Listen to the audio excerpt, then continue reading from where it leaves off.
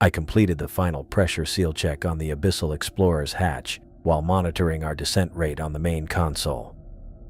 8 meters per minute, slow enough to equalize pressure properly, fast enough to reach my target depth within the mission window. The titanium hull creaked softly around me as we sank deeper into the Marianas Trench, a sound that would have unnerved most people but had become almost comforting to me over the years, like an old ship settling into its journey.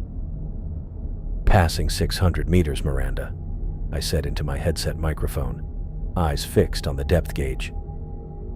"All systems nominal." "Confirmed, Eris." Miranda's voice came through with just a hint of static. "Tracking you on sonar. Current descent path looks good."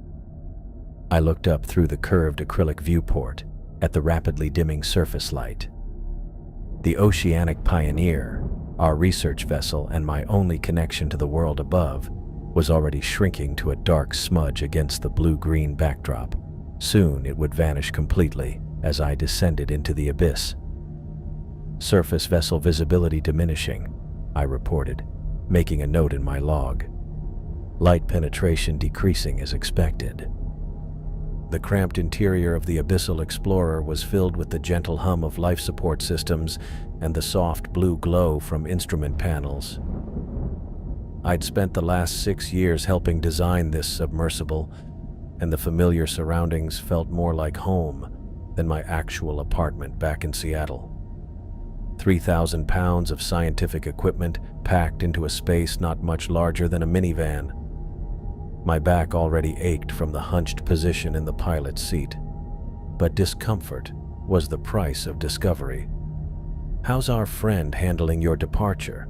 Miranda asked, a hint of amusement in her voice. She meant Eliza. Dr. Eliza Wentworth, my research partner and the most brilliant and cautious marine biologist I'd ever worked with. "Still thinks I'm making a terrible mistake," I said, adjusting the submersible's trim to maintain our descent angle. She made that abundantly clear during the pre-launch briefing. The argument from this morning still played through my head. Eliza standing on the deck, arms crossed, listing all the reasons this solo dive was, in her exact words, reckless academic suicide. Her voice had remained measured and scientific, but the concern in her eyes had been genuine. "This is premature, Eris," she had said. "We need more mapping data before sending a manned vessel into that caldera. The structural integrity of those volcanic walls is questionable at best." She wasn't wrong. But the window for this expedition was closing fast, funding was running out, and weather patterns were shifting. It was now or potentially never. "Passing 1,000 meters, I reported to Miranda. "Activating external lights." I flipped the switch for the powerful LED array mounted on the Explorer's exterior. The darkness outside immediately gave way to a cone of brilliant illumination, revealing the endless blue void below. Nothing yet but open water. The seabed was still thousands of meters beneath me. "Received," Miranda replied. "Dr. Wentworth is requesting hourly status updates rather than the standard 2-hour check-ins." I smiled to myself. Typical Eliza. Her way of maintaining some control over a situation she couldn't stop. "Tell her she'll get her updates as long as communications hold," I said. "But remind her that we're expecting signal degradation once I enter the caldera." As the submersible continued its descent, I ran through the mission parameters again in my mind. The target was an underwater volcano in the southern section of the Challenger Deep, the deepest known part of the Marianas Trench. Most people pictured the trench as a simple crack in the ocean floor, but it was actually a complex system of canyons, mountains, and geological features.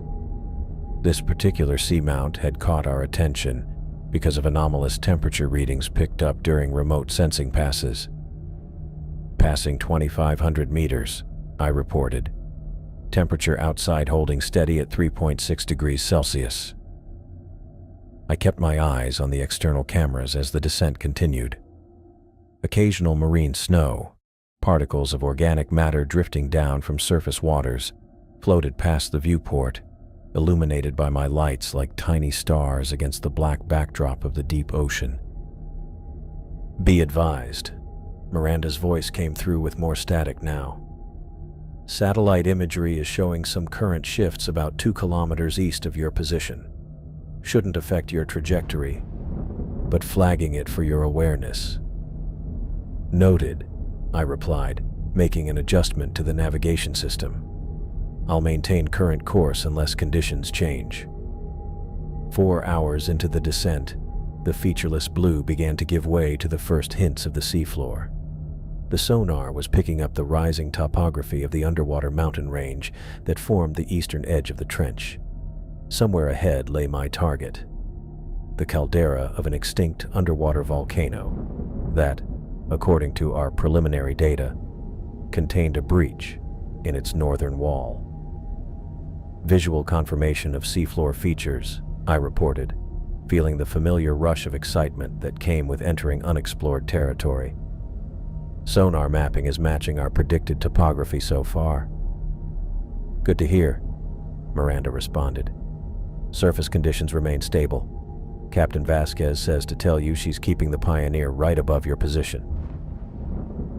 The descent continued for another hour, the Explorer moving both downward and laterally now as I guided it toward the coordinates of the underwater volcano.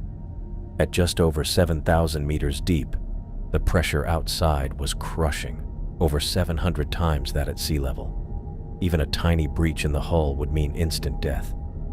"Passing 8,000 meters, I reported, entering final approach to target area. Through the viewport, I could now make out the massive form of the underwater volcano rising from the ocean floor.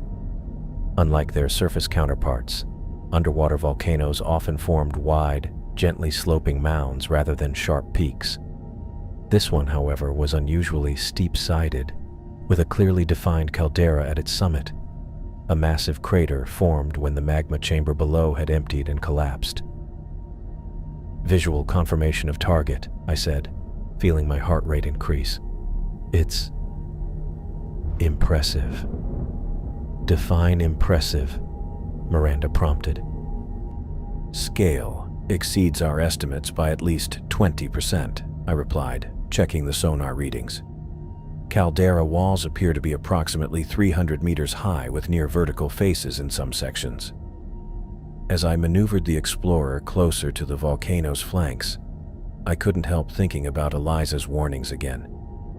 She had opposed this dive from the moment I'd proposed it, arguing that we needed more remote data before risking a manned mission.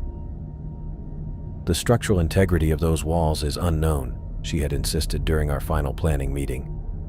"One underwater landslide, one collapse of an unstable section, and you'd be crushed before you could react." Her concern was professionally valid, but I knew there was more to it. We'd been research partners for 7 years. She was looking out for me, not just the project. Approaching the northern section of the caldera, I reported to Miranda. "I'm seeing what appears to be the breach we identified in the satellite mapping." The breach was a massive rent in the otherwise steep walls of the volcano's crater, a gap that, according to our theories, had been created when part of the wall had collapsed during the volcano's last eruption millions of years ago. "I'm picking up something unusual on the temperature sensors," I said, frowning at the instrument panel. Water temperature increasing slightly as I approached the breach. Current reading is 4.2 degrees Celsius. "That's higher than expected for this depth," Miranda noted. "Could indicate geothermal activity." "Exactly what I'm thinking," I replied, my excitement building. "If there's still heat being released from below, it could create a microclimate within the caldera." The breach loomed ahead now, a massive dark opening in the wall of rock. My exterior lights barely penetrated its depths. I adjusted the Explorer's ballast and nudged the thrusters forward, guiding us slowly toward the entrance. "Entering the breach now," I reported.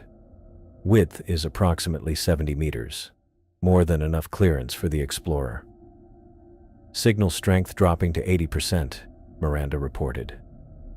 The rock walls are starting to interfere with transmission.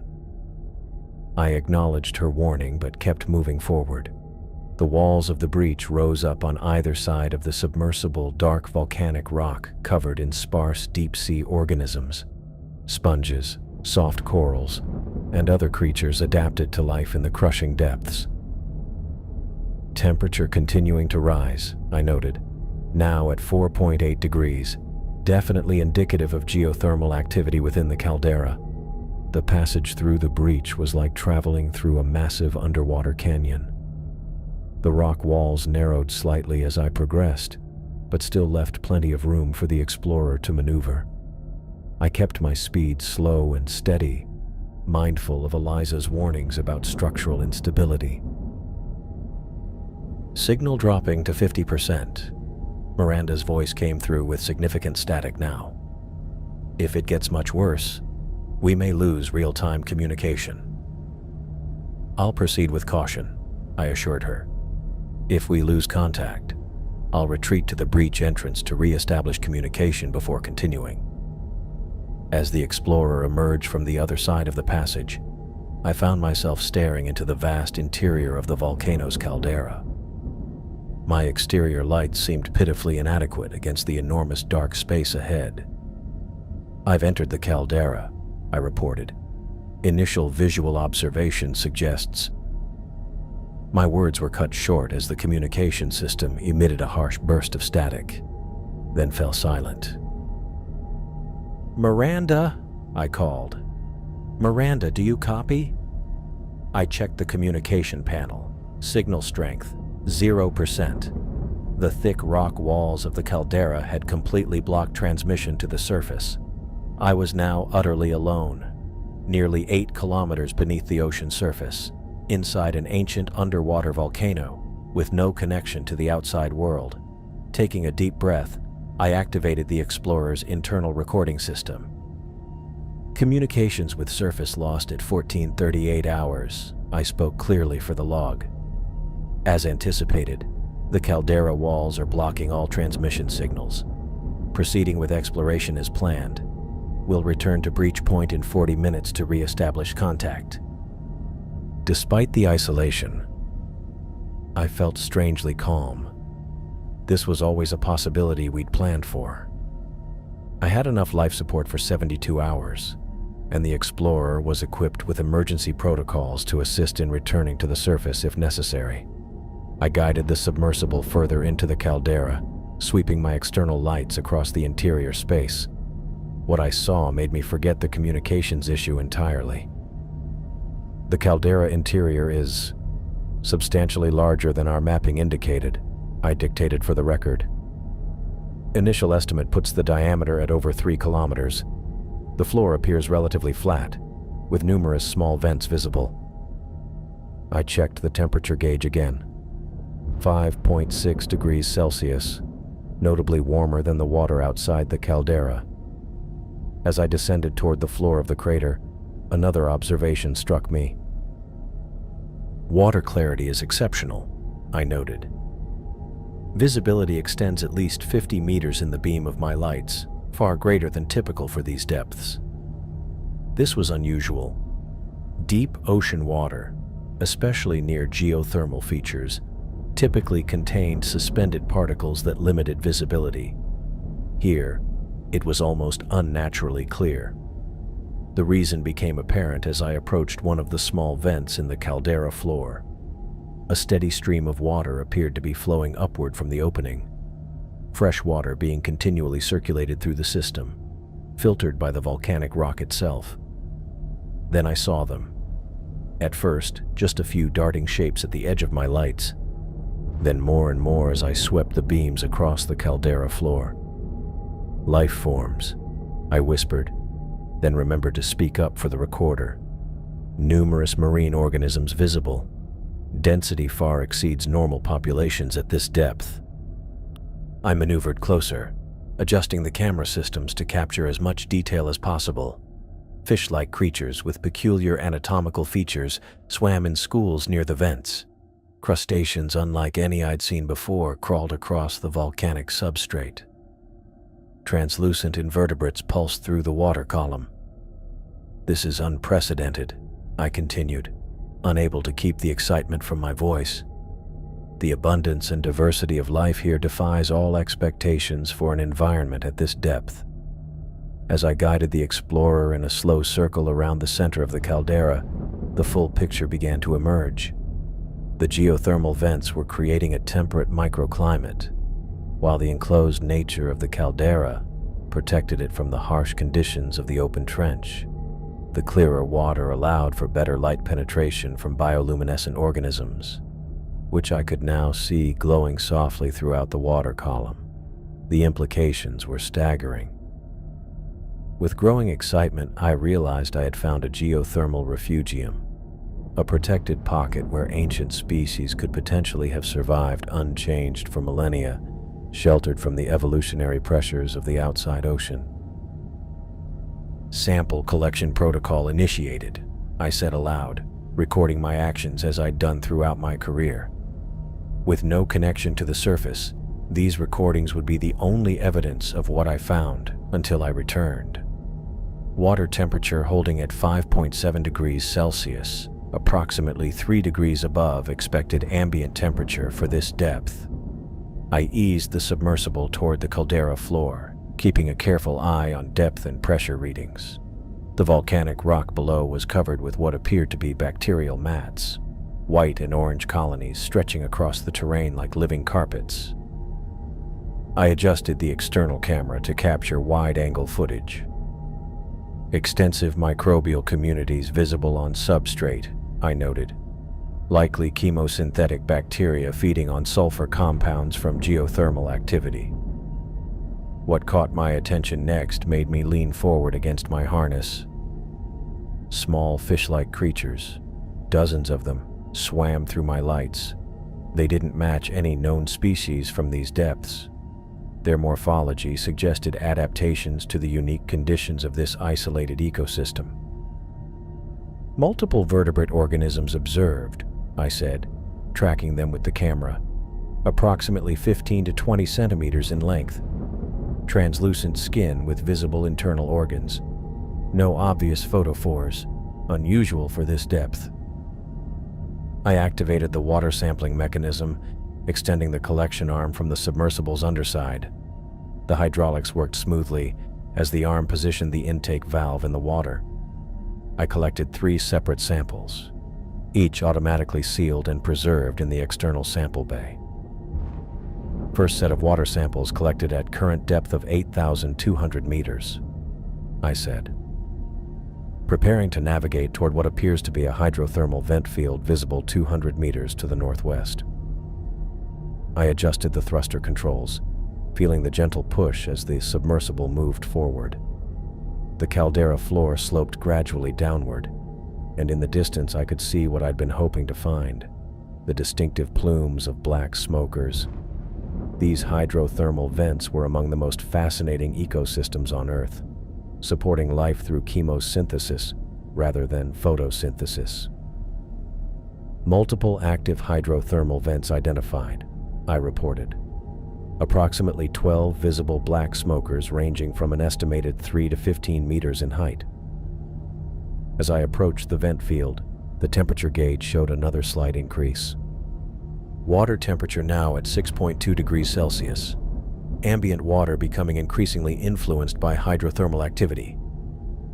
The submersible's external sensors were collecting data on water chemistry, pH, dissolved oxygen, metal content, sulfide concentrations. All of it would help build a profile of this unique environment. The largest vent came into view through my forward viewport. It stood at least 15 meters tall, like a bizarre underwater chimney. From its top, a continuous plume of dark, mineral-laden water billowed upward. The water around the vent was clouded with particles, creating a stark contrast against the clearer water of the caldera. "Approaching primary vent structure," I narrated. "Mineral precipitation evident along exterior surfaces, likely composed primarily of iron sulfides, giving it the characteristic black color. I steered closer, maintaining a safe distance to avoid the superheated water emerging from the vent. The exterior temperature sensors were already registering localized hotspots in the water column. Temperature gradient increasing sharply near vent plume, reading hotspots of up to 20 degrees Celsius within 3 meters of emission point. What truly fascinated me was the life surrounding the vent. The base was encrusted with what appeared to be tube worms, similar to those found at other hydrothermal sites, but with notable differences in size and arrangement. These specimens were larger, with tubes extending up to 2 meters in length. Extensive colony of apparent tube worms surrounding base of primary vent, I observed. Morphologically similar to Riftia pachyptila, but significantly larger. Likely represent a new species or perhaps even genus. I collected more water samples near the vent, taking care to document the exact locations. I also deployed one of the small remote sampling devices, a claw-like mechanism that could extract small biological samples and store them in preservation fluid. Extracting tissue sample from tube worm colony for genetic analysis, I said as I operated the controls. The claw extended, carefully snipped a small section from one of the tube worms, and retracted into its storage compartment. I was so focused on the collection process that I almost missed the first ping on the sonar. When I noticed it, I frowned and adjusted the display. Something large had moved behind a rock formation approximately 80 meters away. "Sonar contact detected," I said, my voice betraying a hint of surprise. Large biological signature moving at bearing 045 relative to current position. I adjusted the sonar settings, trying to get a better reading. The signature appeared again, more clearly this time. Whatever it was massive, far larger than anything I would have expected to find in this environment. Contact dimensions. "This can't be right," I muttered, double-checking the readings. Sonar indicates object approximately 18 meters in length. 18 meters, nearly 60 feet. That was impossible for any known living fish. Even the largest whale species rarely ventured to these depths. And this caldera was isolated from the open ocean. Whatever I was detecting had to be living here permanently. "Recalibrating sonar array to verify readings," I said, my scientific skepticism kicking in. I ran a quick diagnostic on the system. All systems functioning within normal parameters. Readings appear accurate. I sat back in my seat, considering my options. The rational choice would be to continue my survey of the hydrothermal vents, collect the planned samples, and return to the surface with what I had already discovered. That alone would be enough to make scientific history. Investigating an unknown biological entity of that size carried obvious risks. And yet, what scientist could turn away from such a mystery? If there was an 18-meter organism living in this caldera, it would represent an even more significant discovery than the refugium itself. It could be an entirely unknown species, or perhaps a known species that had grown to unprecedented size in this isolated environment. Adjusting course to investigate biological signature, I decided, already guiding the submersible away from the hydrothermal vent, maintaining safe observation distance of 50 meters. As I navigated toward the location of the sonar contact, I kept a close eye on the display. The signature had moved again, now partially obscured by a large volcanic spire that rose from the caldera floor. I reduced speed, approaching cautiously. "Unknown organism appears to be moving slowly along the western edge of the caldera," I reported. "Estimated speed 1 to 2 knots. Behavior suggests possible foraging activity." I considered what it might be. A giant squid, perhaps? They were known to reach lengths of up to 13 meters, though typically in much shallower waters, or perhaps some kind of previously unknown fish species that had evolved in isolation. The possibilities were both exciting and unnerving. As I maneuvered around the volcanic spire, I prepared all available recording devices. Whatever I was about to see, I wanted to document it thoroughly. "Camera systems active on all available angles," I said, preparing to establish visual contact with unknown biological entity. The water ahead remained clear, with nothing immediately visible. I checked the sonar again.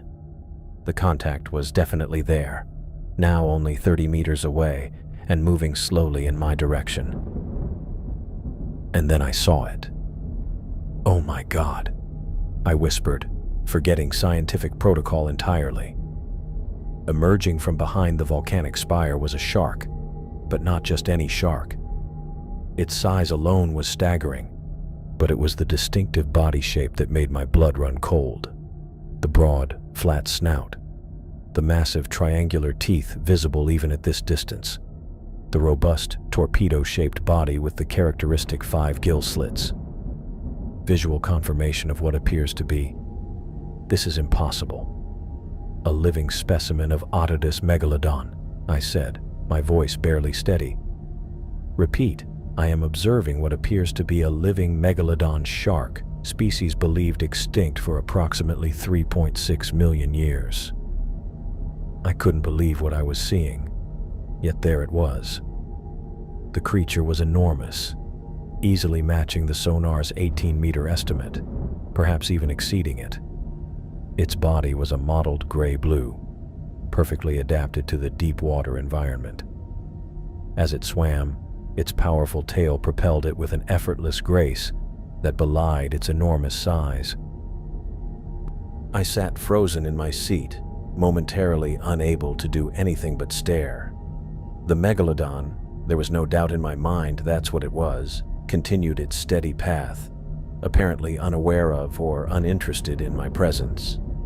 Then, as if sensing something new in its territory, the massive shark changed course slightly, turning toward the submersible. That broke my trance. I quickly reached for the controls, activating the craft's defensive measures. "Engaging electrical defense field," I reported, flipping the switch that sent a current through the submersible's outer hull. The system was designed to deter aggressive marine life by generating an electrical field that most predators found unpleasant. Whether it would have any effect on a prehistoric super predator was anyone's guess. The megalodon continued to approach, showing no signs of deterrence. Its eyes, dark, ancient eyes that had evolved to hunt in the dim light of deep water, seemed to fix directly on my submersible. "Subject approaching at slow speed," I said, forcing myself to maintain scientific observations despite my racing thoughts. No sign of aggression yet, but defensive posture noted in pectoral fin position. I checked the escape route options on my navigation display. The breach in the caldera wall was approximately 600 meters behind me, too far to reach quickly if needed. The submersible's top speed of 5 knots would be no match for the shark if it decided to pursue. The megalodon circled the submersible once, keeping a distance of about 15 meters. I rotated in my seat, tracking it through the viewports and on the external camera feeds. Now I could see details I'd missed in my initial shock. Along its right flank, the shark bore massive scars, 3 parallel lines that ran from just behind its gill slits almost to its pelvic fin. Subject displays extensive scarring on right lateral surface, I noted. Scar pattern suggests past encounter with another large predator, possibly another of its own species. I was capturing everything on video, documenting what would surely be considered one of the greatest zoological discoveries in history, if I made it back to share it. The shark completed its circle and began another, this time tightening its path to bring it closer to the submersible. Subject beginning second circling behavior, decreasing radius to approximately 10 meters from craft, I said. Behavior consistent with predatory assessment in extant shark species. I kept the electrical field at maximum power, hoping it would discourage the megalodon from coming any closer. The massive creature showed no obvious reaction to the electrical deterrent as it continued its circle, Was it curious, threatened, hungry? I had no way to know what might be going through the mind of a creature whose species had ruled the oceans for millions of years before disappearing from the fossil record. As the megalodon completed its second circle, it suddenly changed its behavior. Instead of continuing the circular pattern, it veered directly toward the submersible. I had just enough time to brace myself. Without warning, the megalodon rammed the submersible's side, throwing me against my restraints as warning lights flashed across the control panel. "Status report," I said aloud, still recording despite knowing no one could hear me. My voice sounded steadier than I felt. The pressure hull integrity indicator showed yellow, stressed, but not breached. That wouldn't last through another direct hit. I didn't have time to marvel at the scientific impossibility circling my craft. A living megalodon should have been impossible, yet here it was, over 60 feet of prehistoric apex predator, very real and very intent on crushing my submersible like the shell of a crab. My training took over. I reached for the emergency protocols panel and flipped open the protective cover. The caldera's rim was approximately 700 meters away, my only chance to escape this natural prison. I punched the emergency ascent sequence and felt the submersible lurch as the main thrusters fired at maximum capacity. "Initiating emergency ascent," I narrated for the log. Heading for the caldera breach at bearing 045. Megalodon still visible on exterior cameras. The submersible surged upward, angling toward the breach in the volcanic wall. Through the portside camera, I watched the megalodon. It should have reacted like most large sharks, startled by the sudden movement and noise of my thrusters. Instead, it adjusted its course with frightening precision, cutting through the water on an intercept trajectory. "Subject is displaying coordinated hunting behavior," I continued, my scientific mind still cataloging observations, even as my survival instinct screamed warnings. "It's anticipating the submersible's path, not simply reacting to stimulus. This contradicts all existing theories about prehistoric shark cognitive capabilities." The creature moved with terrifying efficiency, using its massive tail to propel its 18-meter body through the water faster than my struggling craft could manage. I increased power to the thrusters, watching the temperature gauges climb into the red zone. The submersible wasn't designed for sustained emergency maneuvers.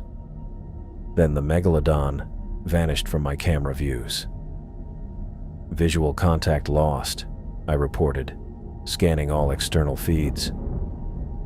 "Sonar still tracking large biological signature, but..."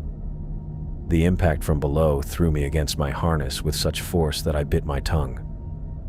The taste of blood filled my mouth as the submersible pitched violently upward, then slammed back down.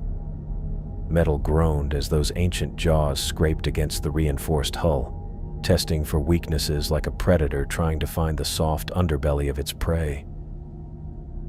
Proximity alarms blared, adding to the chaos. The control panel flashed with new warnings, hull stress indicators shifting from yellow to orange in multiple sections. I fought with the manual controls, trying to stabilize our trajectory while keeping my focus on the breach ahead. "Maintaining course for caldera exit," I said between labored breaths. "Subject attacked from beneath. Classic ambush predator tactic. Pushing engines beyond safety parameters." The submersible's engines whined in protest as I demanded more power than they were designed to provide. The temperature gauges for the propulsion system had already maxed out, and warning messages flashed about imminent system failure. I ignored them. Better to burn out the engines reaching safety than preserve them and remain trapped. Through the forward cameras, I could see the breach growing larger. 700 meters had become 500. The megalodon appeared again, circling widely to my starboard side. I watched its movements on the monitor, recognizing something disturbing in its behavior. It wasn't simply chasing. It was studying us. Each time the submersible changed direction or speed, The massive shark adjusted its approach. It was learning our capabilities, testing our responses. After millions of years of evolutionary refinement as the ocean's ultimate predator, this creature possessed an intelligence that no fossil record could have predicted. Subject appears to be analyzing submersible movement patterns, I narrated, demonstrating problem-solving behavior consistent with modern great whites, but with greater apparent sophistication.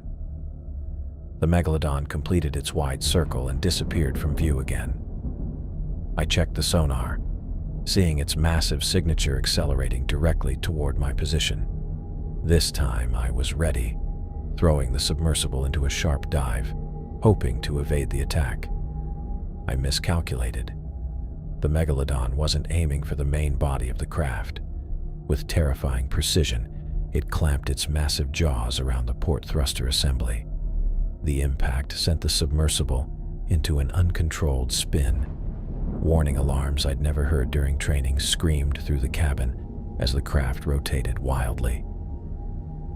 "Port thruster compromised," I shouted over the cacophony of alarms, attempting to compensate with starboard thrust.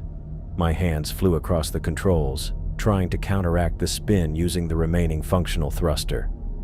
The emergency stabilizers engaged automatically, but they weren't designed to handle this level of asymmetric thrust. The instrument panel became a sea of red as critical systems began to fail in cascade. The gyroscopic display showed we were spinning at nearly 40 degrees per second. My vision blurred as centrifugal forces pulled at my body. I managed to cut power to the port thruster assembly entirely, which slowed the rotation enough for the stabilizers to gradually bring us under control. When the spinning finally stopped, I took stock of our situation. The damage control schematic showed the port thruster unit nearly severed from the main body. It was hanging by its power conduits, dragging behind us like a wounded limb. The starboard thruster was functional but operating at only 60% capacity due to overheating. I ran the calculations in my head. With one thruster destroyed and the other compromised, we lacked the propulsion needed to reach the caldera entrance. The distance to the breach now seemed impossibly far. Escape through caldera entrance no longer viable, I stated flatly for the record. Insufficient thrust to reach exit point before complete propulsion failure. I needed to contact the surface. Even knowing it was futile, I reached for the emergency beacon controls. The submersible carried a powerful acoustic transmitter designed to penetrate thousands of meters of open water, but not solid volcanic rock. Still, protocol demanded I try. "Activating emergency beacon," I announced, transmitting distress signal and coordinates. I engaged the system, watching the status indicator cycle through its startup sequence. The small hope that some fragment of signal might find its way through a fissure in the caldera wall was better than no hope at all.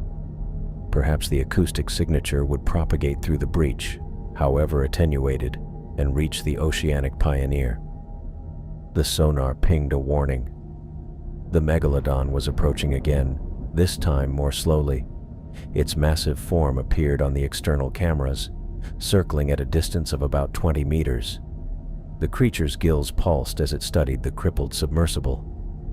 Even in my dire situation, I couldn't help but marvel at the prehistoric hunter.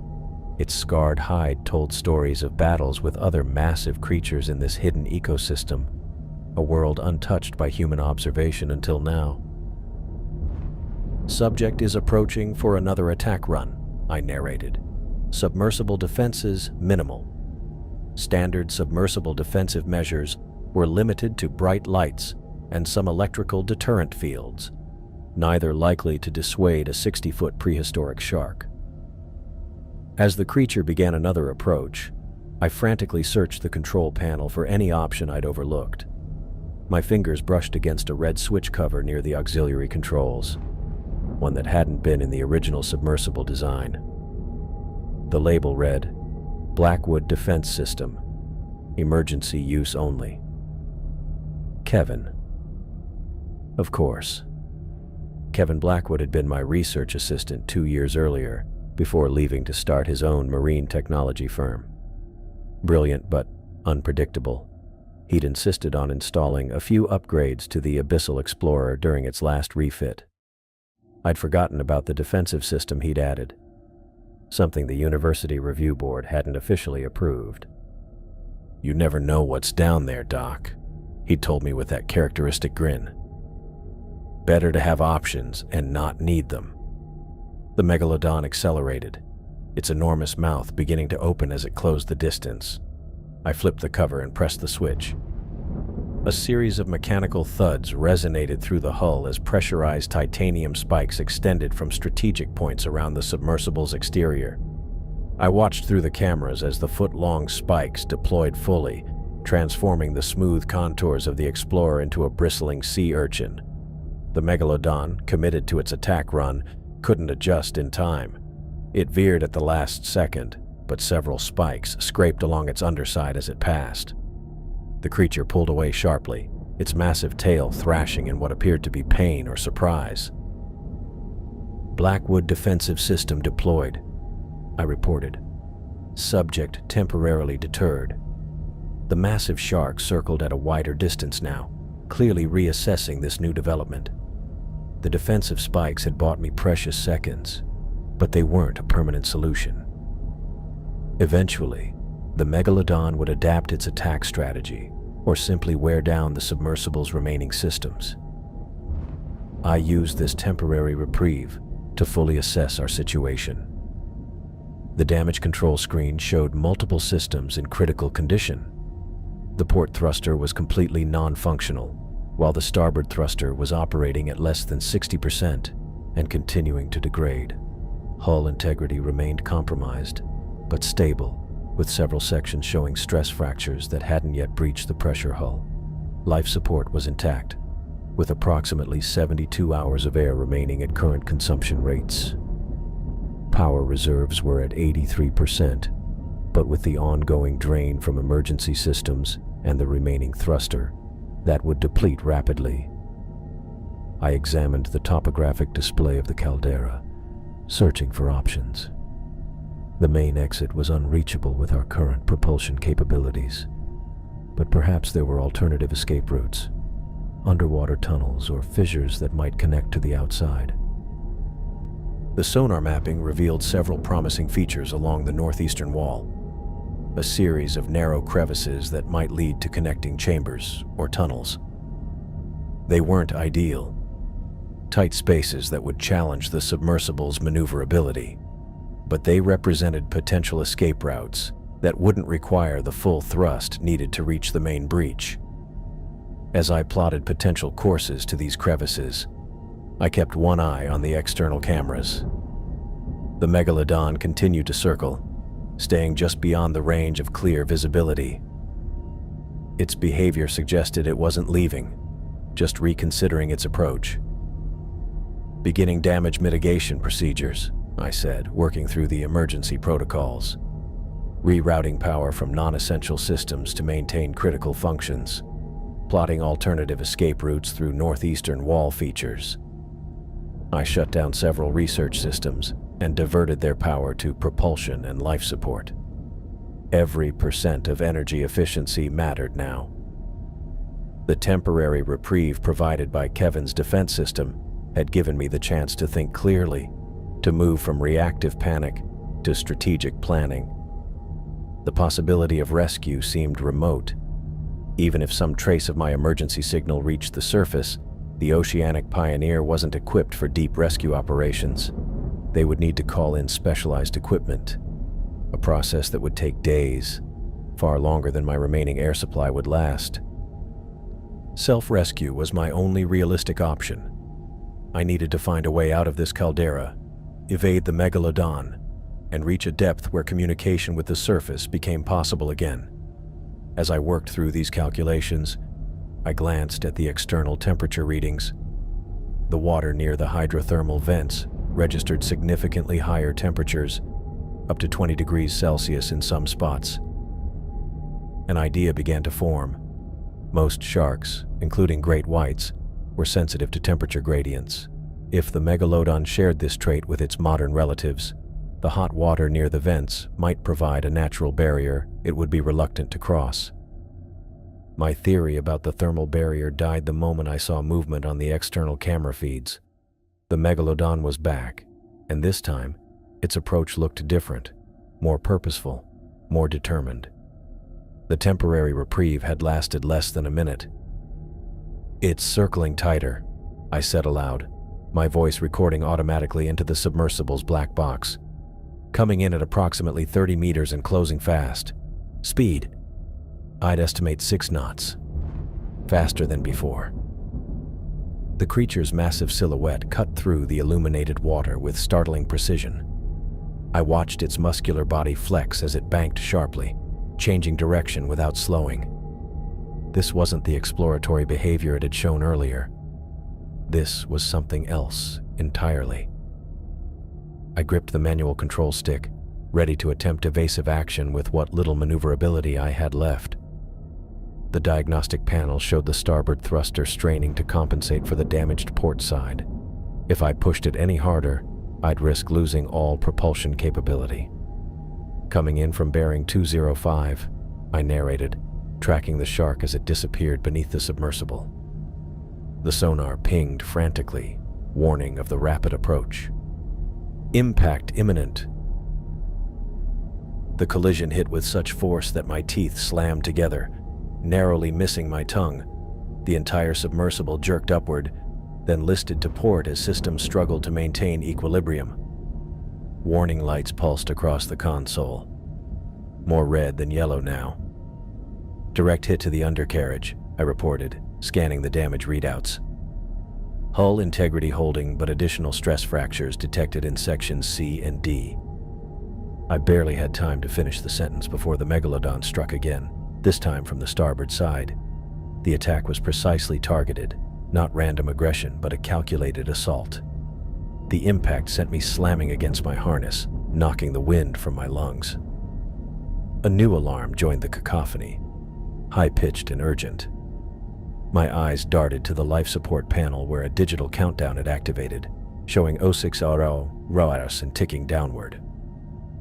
"Life support compromised," I said between ragged breaths. "Oxygen recycling system damaged. 6 hours of breathable air remaining." This changed everything. My previous assessment of 72 hours had assumed intact life support systems. Now, survival wasn't a matter of days, but hours. The megalodon circled back into view, blood streaking from several wounds where Blackwood's defensive spikes had punctured its thick hide. These injuries clearly hadn't deterred it. If anything, they seemed to have provoked a more aggressive response. The creature disappeared again, and I braced for another impact. It came from directly above, a thunderous blow that sent vibrations through the entire pressure hull. I heard a metallic groan as the reinforced titanium strained against forces it was never designed to withstand. Third impact. Vertical vector, I said mechanically, clinging to the protocols that kept panic at bay. Outer sensor array likely compromised. As if confirming my assessment, 3 of the external camera feeds went dark simultaneously. I was now blind to anything happening above or behind the submersible. Between attacks, I worked feverishly, rerouting power and trying to stabilize the sinking craft. My fingers flew across the emergency systems panel, bypassing safety protocols to access reserve energy cells. Attempting to establish communication with surface, I said, activating the backup acoustic transmitter. Unlike the standard communication array, this system used low-frequency sound waves that could potentially penetrate the caldera walls. It wasn't designed for two-way communication, but could send automated distress pulses. The system hummed to life, and I watched the signal strength indicator with desperate hope. It flickered weakly, 1 bar, then 2, before settling back to 1. Not strong, but possibly enough to be detected by the surface ship's listening arrays. Something caught my attention on the sensor panel, a faint return signal pinging at regular intervals. "Wait," I muttered, adjusting the gain on the receiver. "I'm picking up an automated response pattern." Standard rescue protocol.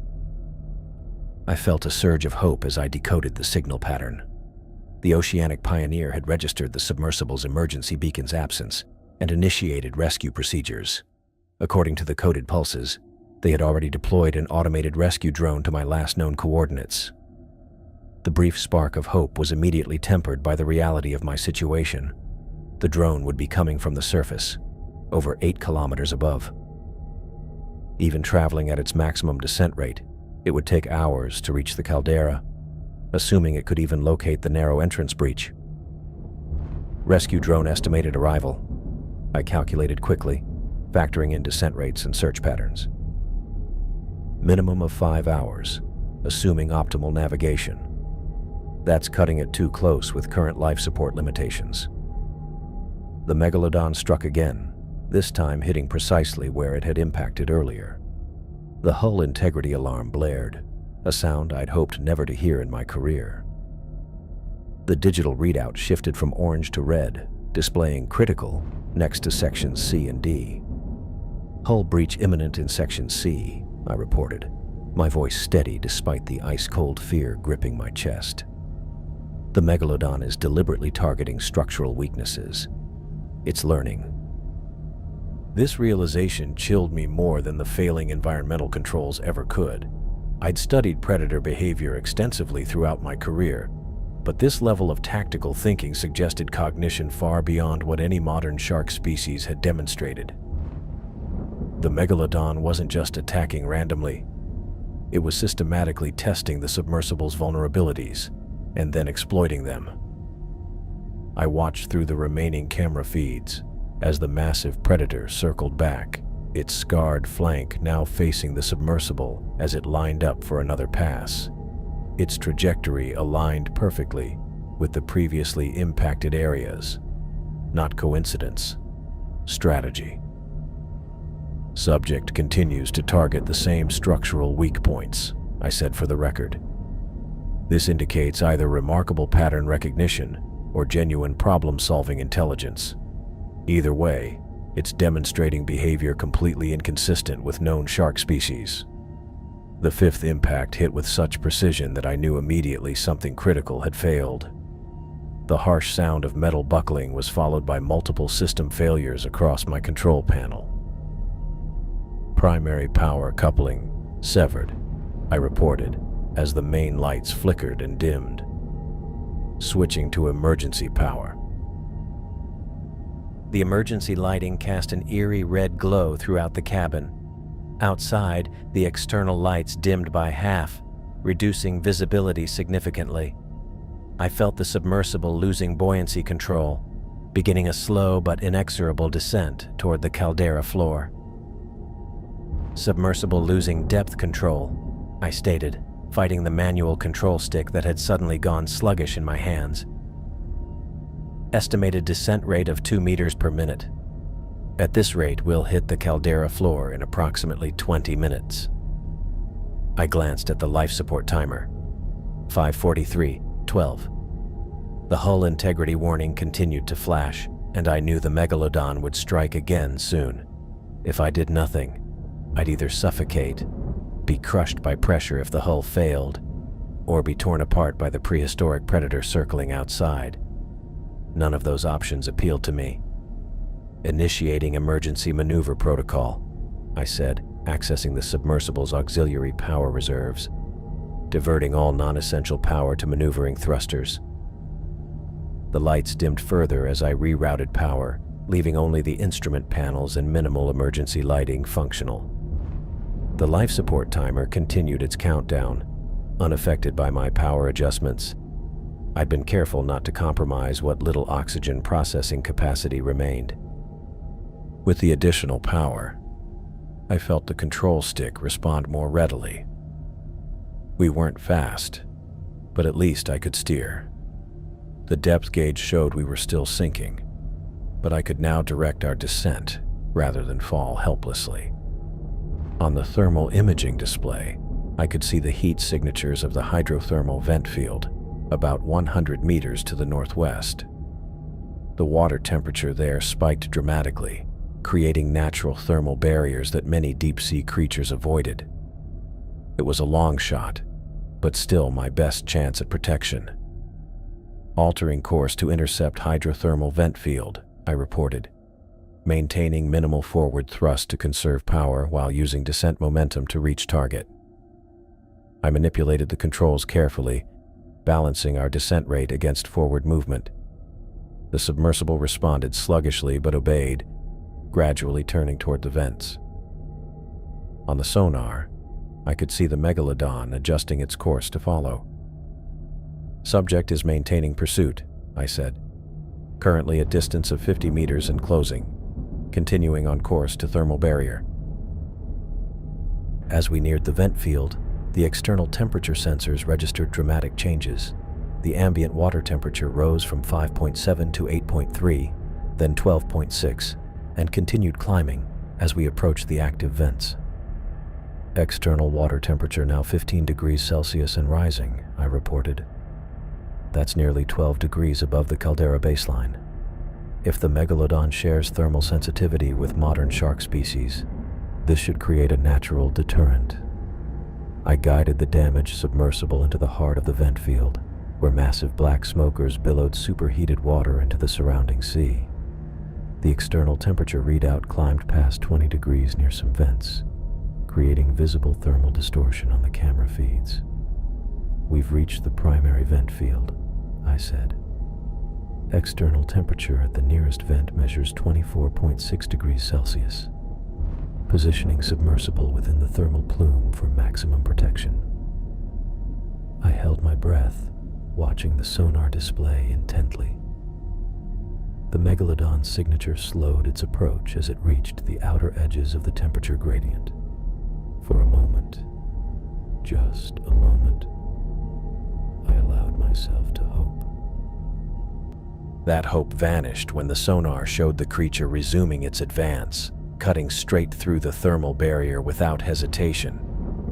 "Subject appears completely undeterred by temperature change," I reported, my voice finally betraying a hint of the desperation I felt. "It's crossing through water that's 15 degrees warmer than ambient, without any sign of discomfort or avoidance behavior." I watched in disbelief as the megalodon swam directly between two black smokers, passing through water that registered nearly 25 degrees Celsius. Modern great whites would never tolerate such a dramatic temperature shift. This prehistoric creature apparently operated under different rules. "The thermal barrier strategy has failed," I stated flatly. "Subject is demonstrating environmental adaptability far exceeding modern shark species." The megalodon emerged from between the vents, less than 30 meters from the submersible now. In the dim emergency lighting, I could see its massive jaws opening and closing, as if testing the water. The defensive spikes protruding from the submersible's hull hadn't deterred it. The thermal vents hadn't stopped it. My scientific mind couldn't help but marvel at the creature's adaptability, even as my survival instinct screamed warnings. "It appears this specimen has evolved to function across a much wider temperature range than its modern relatives," I observed, watching it draw closer. "Possibly an adaptation to the varied environments of the late Miocene period, or perhaps a specific adaptation to hydrothermal environments." The megalodon circled the submersible, seemingly untroubled by the hot water. It moved with deliberate purpose, studying the damaged craft from multiple angles. I checked the life support timer. 5:26:37. The rescue drone was still hours away. "I'm running out of options," I admitted, both to the recorder and to myself. "Subject has negated both defensive measures available to the submersible. The hydrothermal vents provide no protection." I scanned the camera feeds, searching for any possible escape route or defensive position. The caldera wall was too far to reach with our damaged propulsion. The floor offered no shelter. Even if I could somehow exit the submersible in my emergency diving gear, I'd be even more vulnerable to the predator. The megalodon approached again, this time with measured patience. It stopped just outside the range of the remaining defensive spikes, hovering in the hot water with apparent comfort. Then it began to circle, gradually decreasing the radius with each pass. Hunting behavior, wearing down its prey. Subject is exhibiting classic predatory containment strategy, I said. It's corralling the submersible, limiting escape options while conserving energy. The life support timer continued its merciless countdown. 5, 24, 11. I've made a critical error in assuming this creature would share the same environmental limitations as modern sharks, I acknowledged. The megalodon is completely undeterred by the temperature change, leaving me with significantly fewer options for survival. I watched the prehistoric predator through the remaining camera feed, a mixture of scientific fascination and primal fear coursing through me. It was beautiful in its terrible efficiency, a perfect predator that time had forgotten. And now it had me trapped in a failing metal box at the bottom of the world. I maneuvered the damaged submersible toward the largest black smoker chimney, hoping its massive structure might offer some protection. The towering hydrothermal vent stood like a natural fortress, its 15-meter height and 3-meter width creating a potential shield against the megalodon. The craft responded sluggishly to my controls as I eased us behind the sulfide-encrusted formation, the starboard thruster working overtime to compensate for the damaged port side. Positioning Abyssal Explorer behind primary vent structure, I said into the recorder, keeping my voice steady despite the situation. Current depth 9,300 meters. External temperature at vent proximity 12 degrees Celsius. I checked the structural integrity display, noting the orange warnings still flashing across sections C and D. The submersible wouldn't survive another direct impact. My breathing sounded unnaturally loud in the confined space. I wiped sweat from my forehead with the back of my hand. The temperature inside the cabin had risen by 2 degrees since we entered the vent field. Not dangerous yet, but an unwelcome trend. The environmental controls were working harder to compensate for the external heat, draining precious power from other systems. My thoughts turned to the surface team. Had they received my distress signal? The automated response from the Oceanic Pioneer confirmed they'd deployed a rescue drone, but I had no way to know if it was actually en route or if it had encountered problems of its own. 5 hours until potential rescue. With just over 5 hours of life support remaining, it would be cutting it extremely close, even without a prehistoric apex predator hunting me. I leaned forward, studying the sonar display. The megalodon's signature appeared as a massive blob circling the vent field. Its pattern seemed deliberate, testing different angles of approach while keeping its distance from the superheated water jetting from the vent's main chimney. This behavior contradicts everything we know about extinct megafauna, I said, narrating my observations. The creature displays problem-solving capabilities well beyond what the fossil record suggested for Ototus megalodon. Current theories about prehistoric shark intelligence need significant revision. Even in this dire situation, the scientist in me couldn't help documenting the extraordinary behavior. If I survived, this footage would revolutionize our understanding of extinct marine predators. 10 minutes passed in tense silence as I monitored the shark's movements. It maintained its circular patrol, occasionally tightening its loop before widening it again. The pattern reminded me of how modern sharks test electric barriers, probing for weaknesses without committing to a full attack. I checked the defense system status. Blackwood's titanium spikes had deployed successfully during the earlier attack, but the mechanism was designed for a single use. The empty indicator light confirmed what I already knew. I had no more external defenses. The life support timer now read 5:08:22. I took a deep breath, trying to slow my heart rate to conserve oxygen. Eliza's words from before the dive came back to me. The caldera's hydrothermal environment is inherently unstable. Any disruption could trigger unpredictable changes in temperature or mineral precipitation. At the time, I'd dismissed her concerns as excessive caution. Now, trapped in a failing submersible with a prehistoric predator circling outside, her warning felt prophetic. The sonar pinged a warning. The megalodon was changing its pattern, tightening its circle to 20 meters. "Subject is altering its approach pattern," I reported, keeping my voice clinical despite the fear tightening my chest. "Reducing distance to approximately 20 meters. Behavior consistent with final assessment before attack." I gripped the control stick, readying myself to attempt evasive maneuvers despite knowing how limited my options were. The starboard thruster was already working beyond its design parameters. Another sudden strain might cause it to fail completely. The megalodon disappeared from my remaining camera feeds. I checked the sonar again, noting its position directly above the submersible. Visual contact lost. Sonar indicates target is... The impact came from above with stunning force, driving the submersible downward and throwing me against my harness. Warning lights flashed across the control panel as the craft tilted dangerously toward the main thermal vent. "Taking evasive action," I called out, fighting with the controls. The submersible responded with agonizing slowness, the damaged thrusters struggling to move us away from the vent's superheated plume. Attempting to stabilize position. The external temperature gauge began climbing rapidly. 15 degrees, 18 degrees, 22 degrees.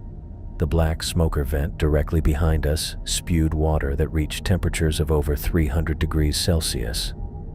If we drifted too close to its main plume, the submersible's external systems would begin to fail.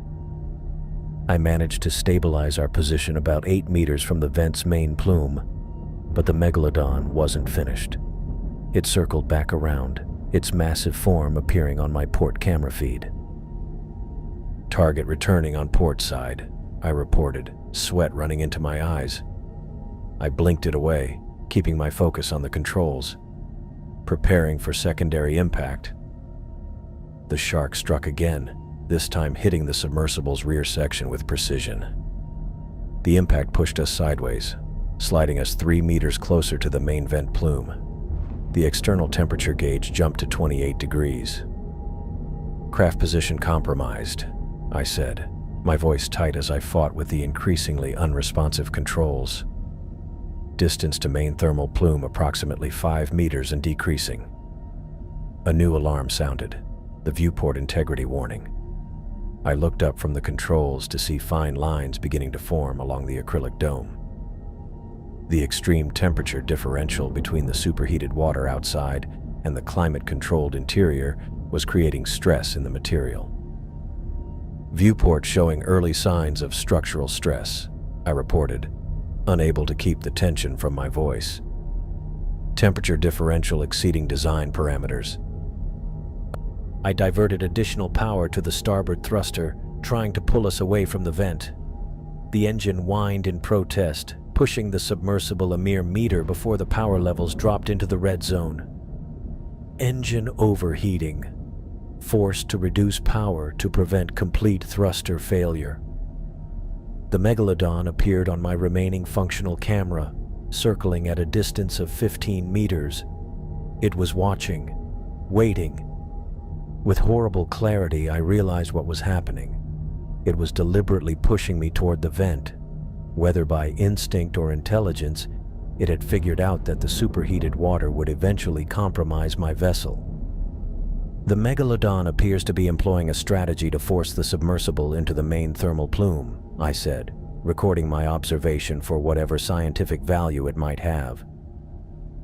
"This suggests environmental manipulation far beyond the cognitive abilities previously attributed to prehistoric sharks."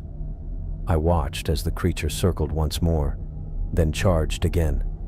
This time I braced for the impact, but it still sent the submersible sliding another meter toward the vent. The external temperature now read 34 degrees Celsius. More fracture lines appeared across the viewport, creating a web-like pattern in the thick acrylic. The life support timer read 4:52:36, but I knew that wouldn't matter if the viewport failed. Complete structural collapse would be instantaneous at this depth. I scanned the systems panel, looking for anything that might help. Most of the external scientific equipment was either damaged or would be useless against a 60-foot prehistoric shark. The sampling arms lacked the strength to cause any meaningful damage, and the external lights were already at maximum brightness. Then my eyes landed on the geological coring drill status indicator. The light showed green, fully operational. The drill was designed to extract rock samples from the ocean floor, with a diamond-tipped bit capable of penetrating even the hardest basaltic formations. It wasn't designed as a weapon, but it was the only functioning system with enough power to potentially make a difference. The megalodon circled back, preparing for another strike. I had seconds to act. I activated the drill control panel, extending the mechanical arm from its housing on the submersible's underside. The arm deployed smoothly, the drill bit glinting in the external lights. But I didn't aim it at the shark. Activating geological coring drill, I reported. Target: primary black smoker chimney structural base. The idea had come from Eliza's warnings about the unstable hydrothermal environment. The black smoker chimneys were essentially mineral deposits built up over centuries of superheated water, precipitating dissolved metals. Their structures were ancient, but potentially fragile, especially at the base where thermal stress was greatest. The megalodon was charging again, its massive form growing larger in the camera feed.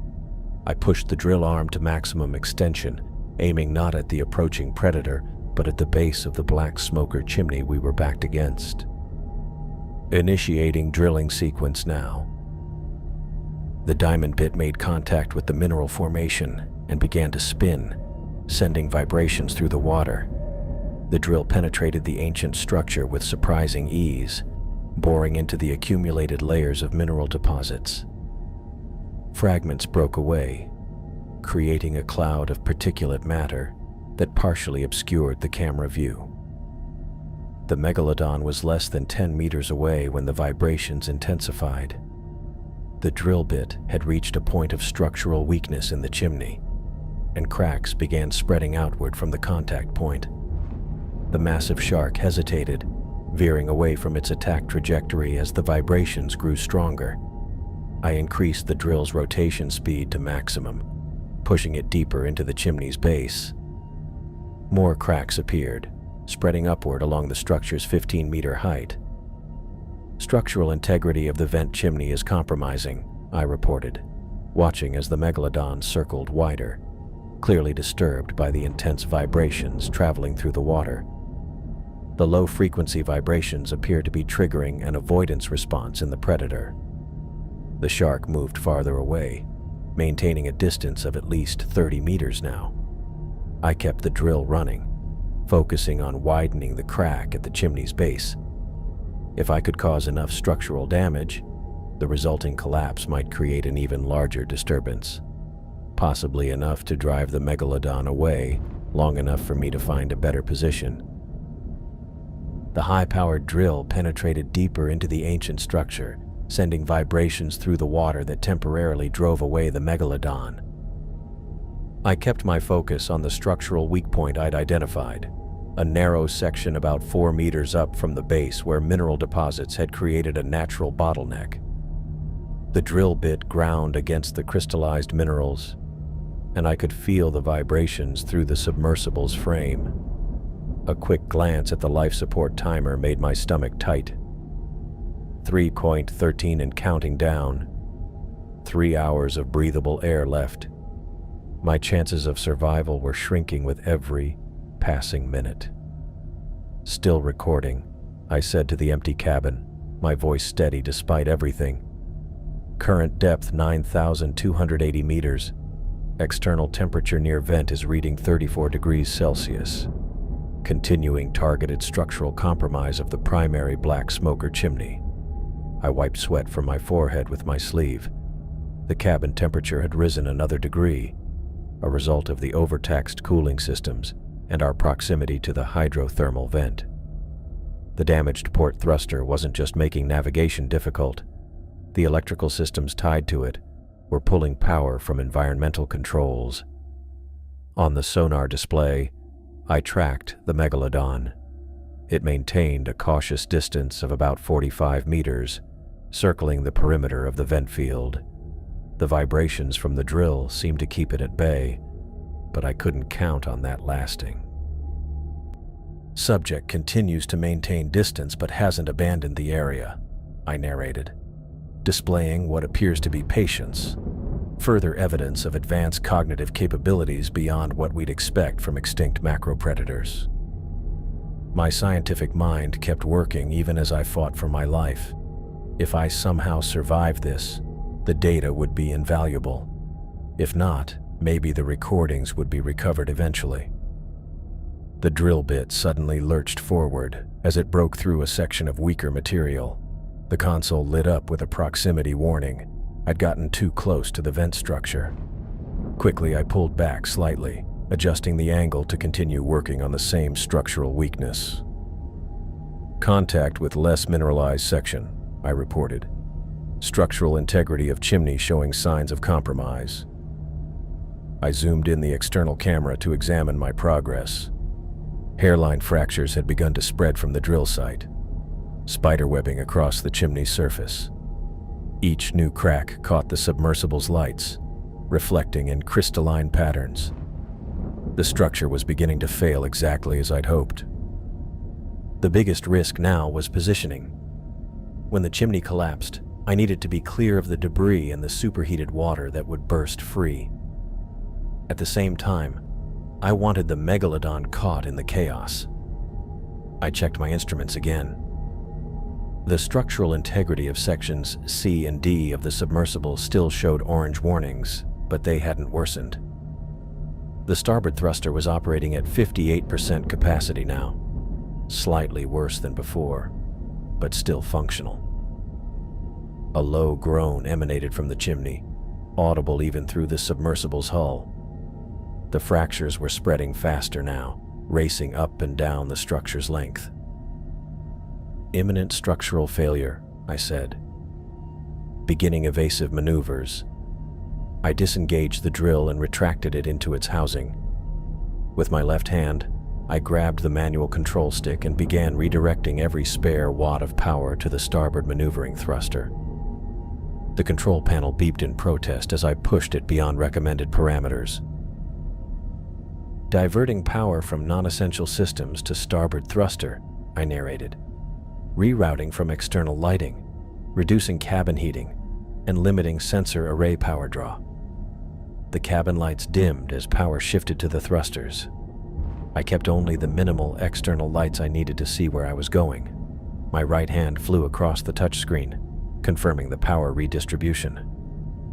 The starboard thruster gauge climbed to 63%, not great, but it would have to do.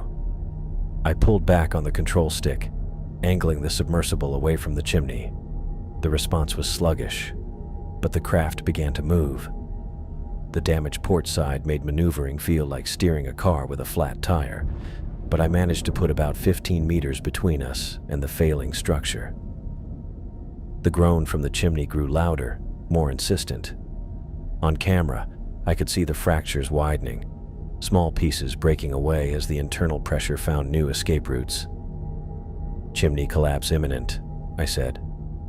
"Current distance from structure, 15 meters and increasing." The sonar pinged with movement. The megalodon was on the move again, swimming closer as the vibrations from the drill ceased. It had closed to 30 meters now, resuming its hunting pattern. "Subject approaching from bearing 180, I noted. "Speed approximately 4 knots. I needed the timing to be perfect.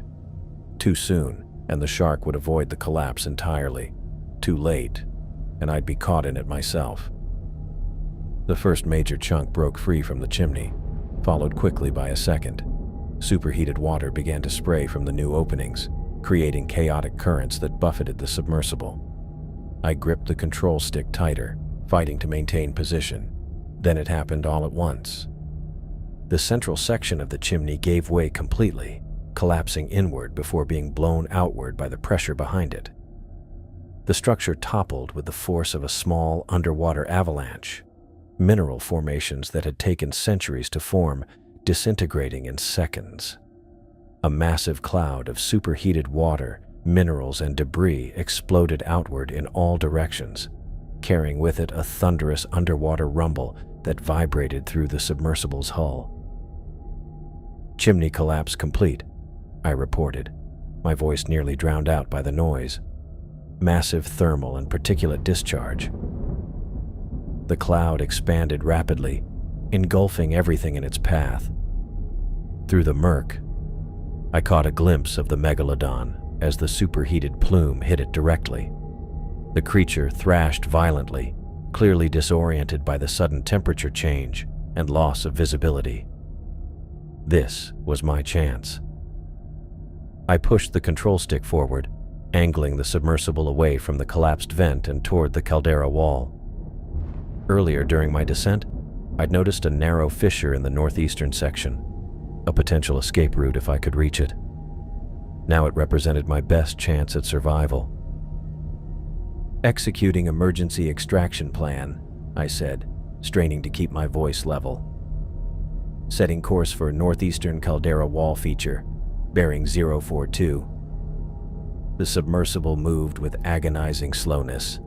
The starboard thrusters strained to compensate for the dead port side, causing the craft to pull slightly right with each burst of power. I constantly adjusted the heading, fighting against the natural tendency to drift off course.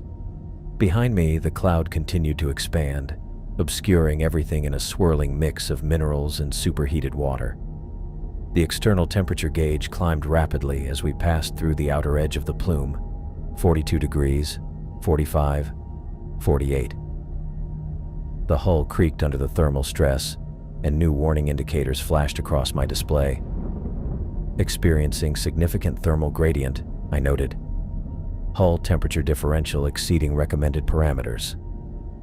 I kept pushing forward, using the cloud as cover. The sonar showed chaotic readings as the particulate matter interfered with the acoustic signals. The megalodon was lost somewhere in the murk, hopefully still disoriented by the catastrophic environmental change. As I cleared the edge of the expanding plume, I adjusted course again, making directly for the fissure. It was becoming visible now in the external camera, a jagged crack in the caldera wall, perhaps 4 meters wide at its widest point.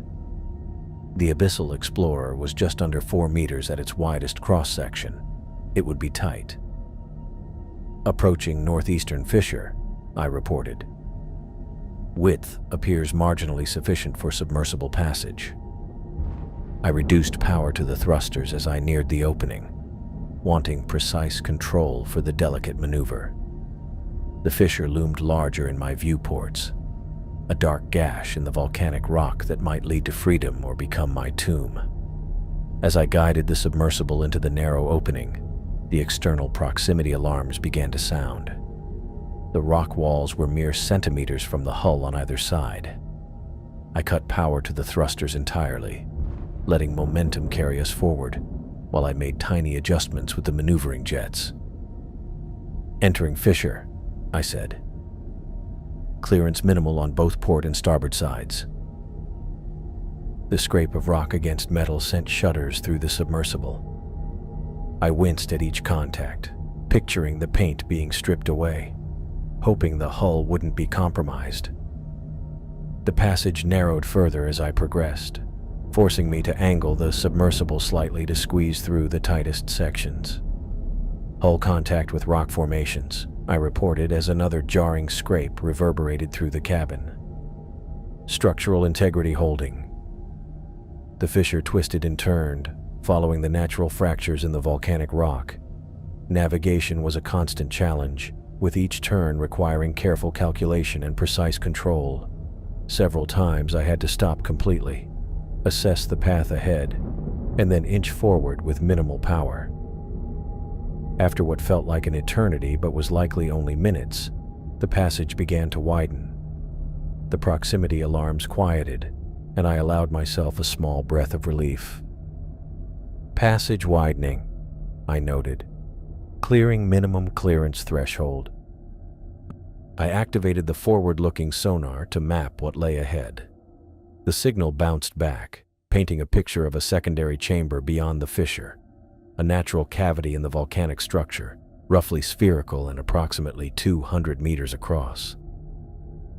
Detecting large cavern ahead, I reported, feeling a surge of hope for the first time in hours. Appears to be a secondary magma chamber, now water-filled. As the submersible emerged from the fissure into the open space of the chamber, I finally had room to maneuver again. I brought the craft to a relative stop and performed a full 360-degree scan with all operational sensors. The chamber was even more impressive than the initial readings suggested. Its walls were smooth in places, rippled in others, the telltale signs of ancient magma flows now cooled and hardened. Several smaller vents dotted the floor, releasing minor plumes of heated water, but nothing like the massive black smokers in the main caldera. Most importantly, I detected another passage on the far side, larger than the fissure I'd just navigated, leading outward toward open ocean. Secondary chamber contains apparent exit passage, I said, my voice tight with controlled excitement. Bearing 273, width approximately 6 meters, well within navigational parameters. But before I could plot a course to this promising escape route, I needed to check what was happening behind me. I redirected the sonar back toward the fissure we'd just traversed, scanning for any sign of pursuit.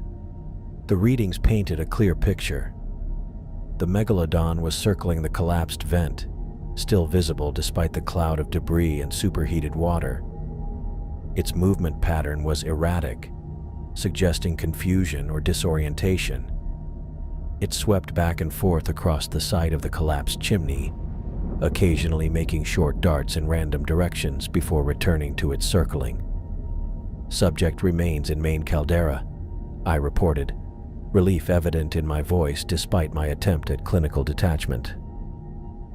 Behavior suggests temporary disorientation due to environmental disruption and sensory overload. Currently, no indication of pursuit through the fissure. The plan had worked better than I could have hoped. The combination of the collapsing chimney, the superheated water plume, and the narrow escape route had given me a crucial advantage. Now I needed to capitalize on it before the creature regained its bearings or detected my new position. I checked the life support timer, 2:41:18. Less than 3 hours of breathable air remained. If the passage ahead led to open ocean as I hoped, I might still have a chance of rescue, but only if the surface team knew where to find me. Initiating power redistribution, I said, fingers flying across the control panel. Diverting all non-essential power to emergency locator beacon. The cabin lights dimmed further as I shunted power away from them. I shut down the external sample collection system, disabled the automatic data logging functions, and reduced the environmental controls to minimum levels. Every watt I could spare went to the emergency beacon. The signal strength indicator on the communications panel rose from 23% to 68%. Without the massive bulk of the caldera's main walls blocking the transmission, the beacon's signal had a much better chance of reaching the surface. Emergency locator signal strength now at 68%, I reported. Transmitting position, depth, and critical system status on all emergency frequencies. I allowed myself a moment to picture the scene on the surface. Miranda would be coordinating the rescue effort from the Oceanic Pioneer. Eliza would be there too, probably demanding to pilot the rescue submersible herself. Captain Vasquez would be keeping the research vessel positioned optimally despite the rough seas. They were looking for me. I just needed to stay alive long enough to be found. I set a course for the exit passage, applying gentle power to the starboard thruster. The submersible moved forward smoothly, crossing the secondary chamber at a conservative pace to conserve power. As I approached the passage, I conducted another sonar sweep, confirming that it did indeed lead toward open ocean. The geological formation suggested this was a secondary lava tube formed when the volcano was active millions of years ago. Proceeding through exit passage, I narrated. Sonar indicates path to open ocean approximately 300 meters in length, with no significant obstructions. The passage was considerably wider than the fissure I'd navigated earlier, allowing me to maintain a safe distance from the walls on either side. Still, I proceeded cautiously, aware that any further damage to the submersible could be catastrophic. As I progressed through the lava tube, the emergency beacon continued to transmit, sending out its electronic cry for help. Each ping represented another chance that someone would hear it, that they would come looking for me in the right place, rather than the caldera where I'd originally descended. Continuing transmission on emergency frequency, I said. Position updates automatically included in signal. Current depth, 9,140 meters. The life support timer ticked down relentlessly. 238.04, 238.03, 238.02. I diverted my remaining power to the emergency locator beacon, strengthening its signal now that the thick caldera walls no longer blocked the transmission, hoping someone would detect my location before my oxygen ran out completely. Abyssal Explorer to Oceanic Pioneer. Emergency extraction required. Submersible critically damaged. Position transmitted via emergency beacon. Please respond. I released the transmit button and waited, listening to the hollow static that filled the communication channel. No response. I checked the life support timer, 232.41. The submersible had stabilized somewhat, and I was now positioned just inside the exit passage, maintaining minimal power usage to extend my remaining oxygen supply. Abyssal Explorer to Oceanic Pioneer. Current depth 9,130 meters.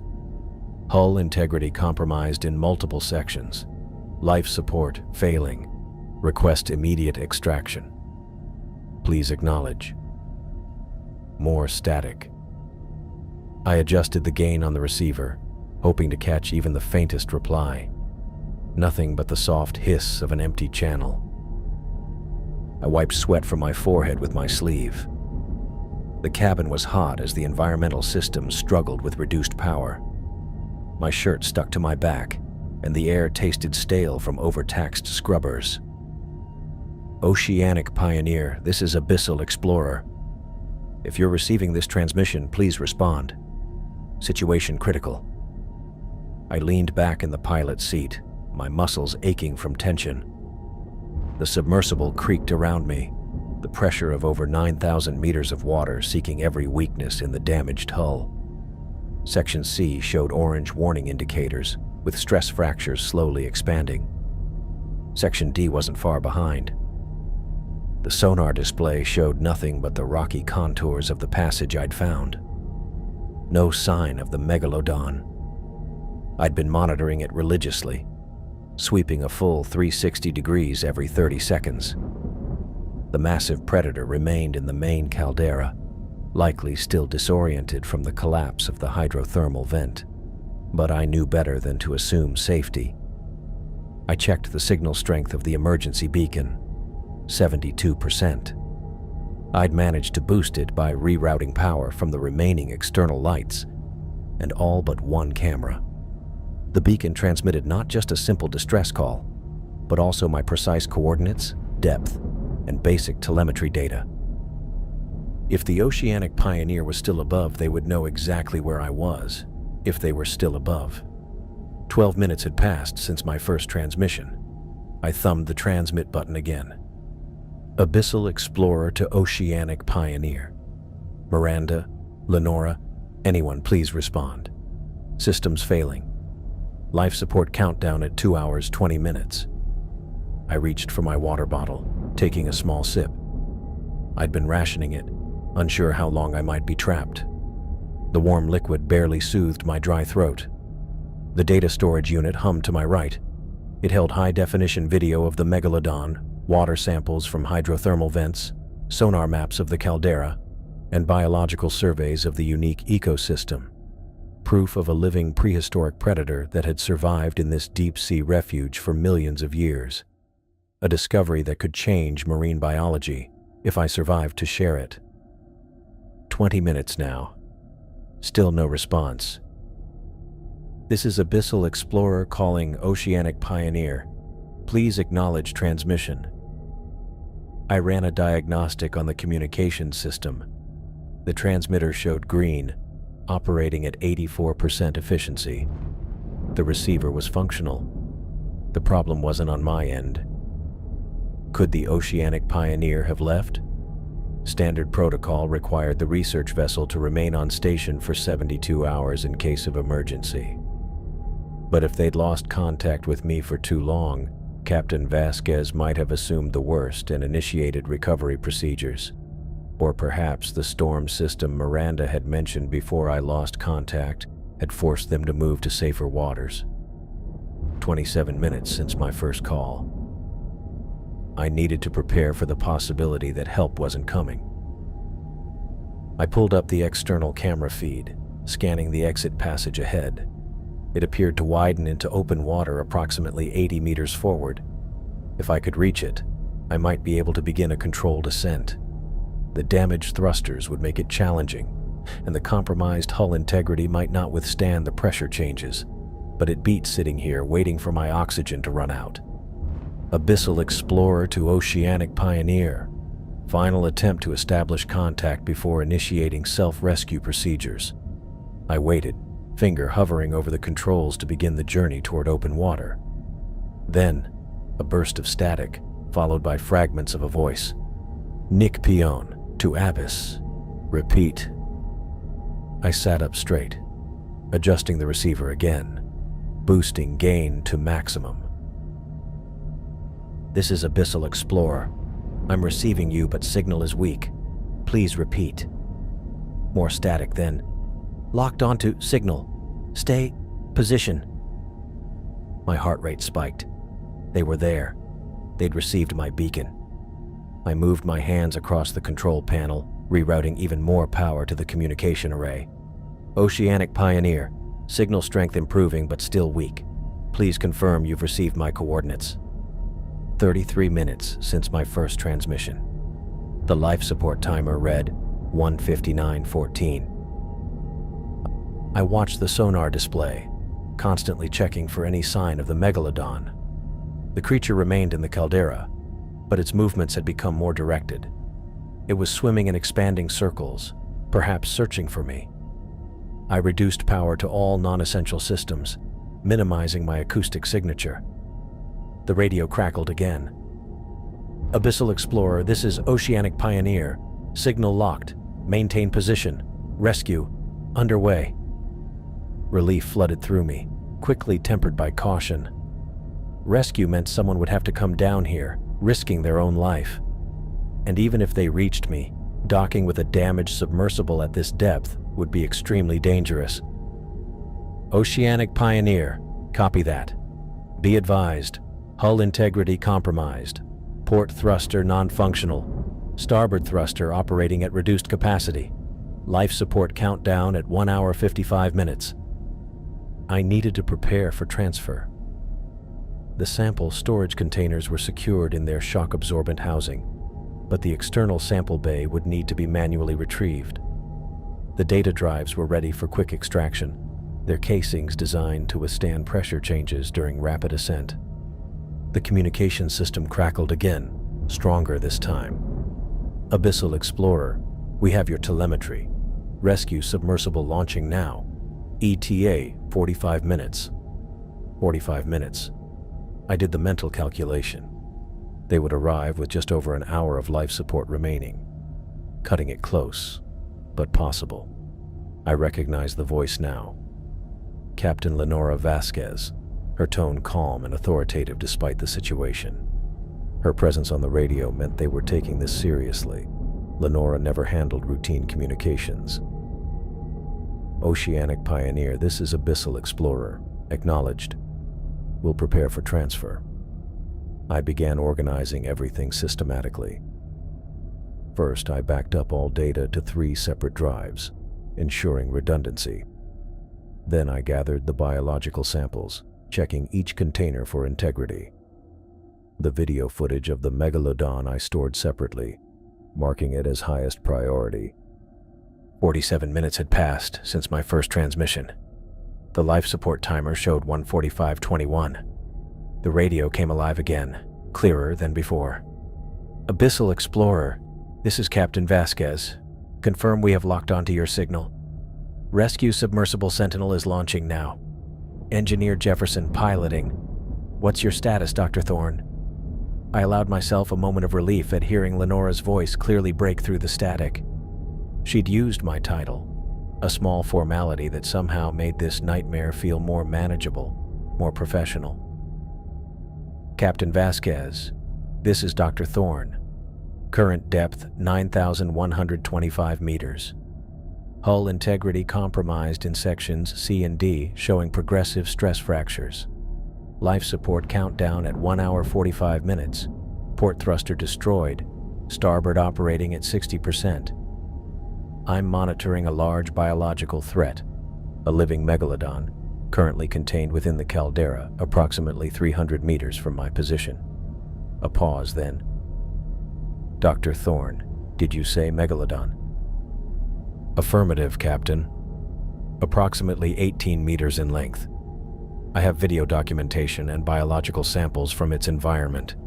The creature is currently in the caldera, but I'm monitoring sonar for any approach.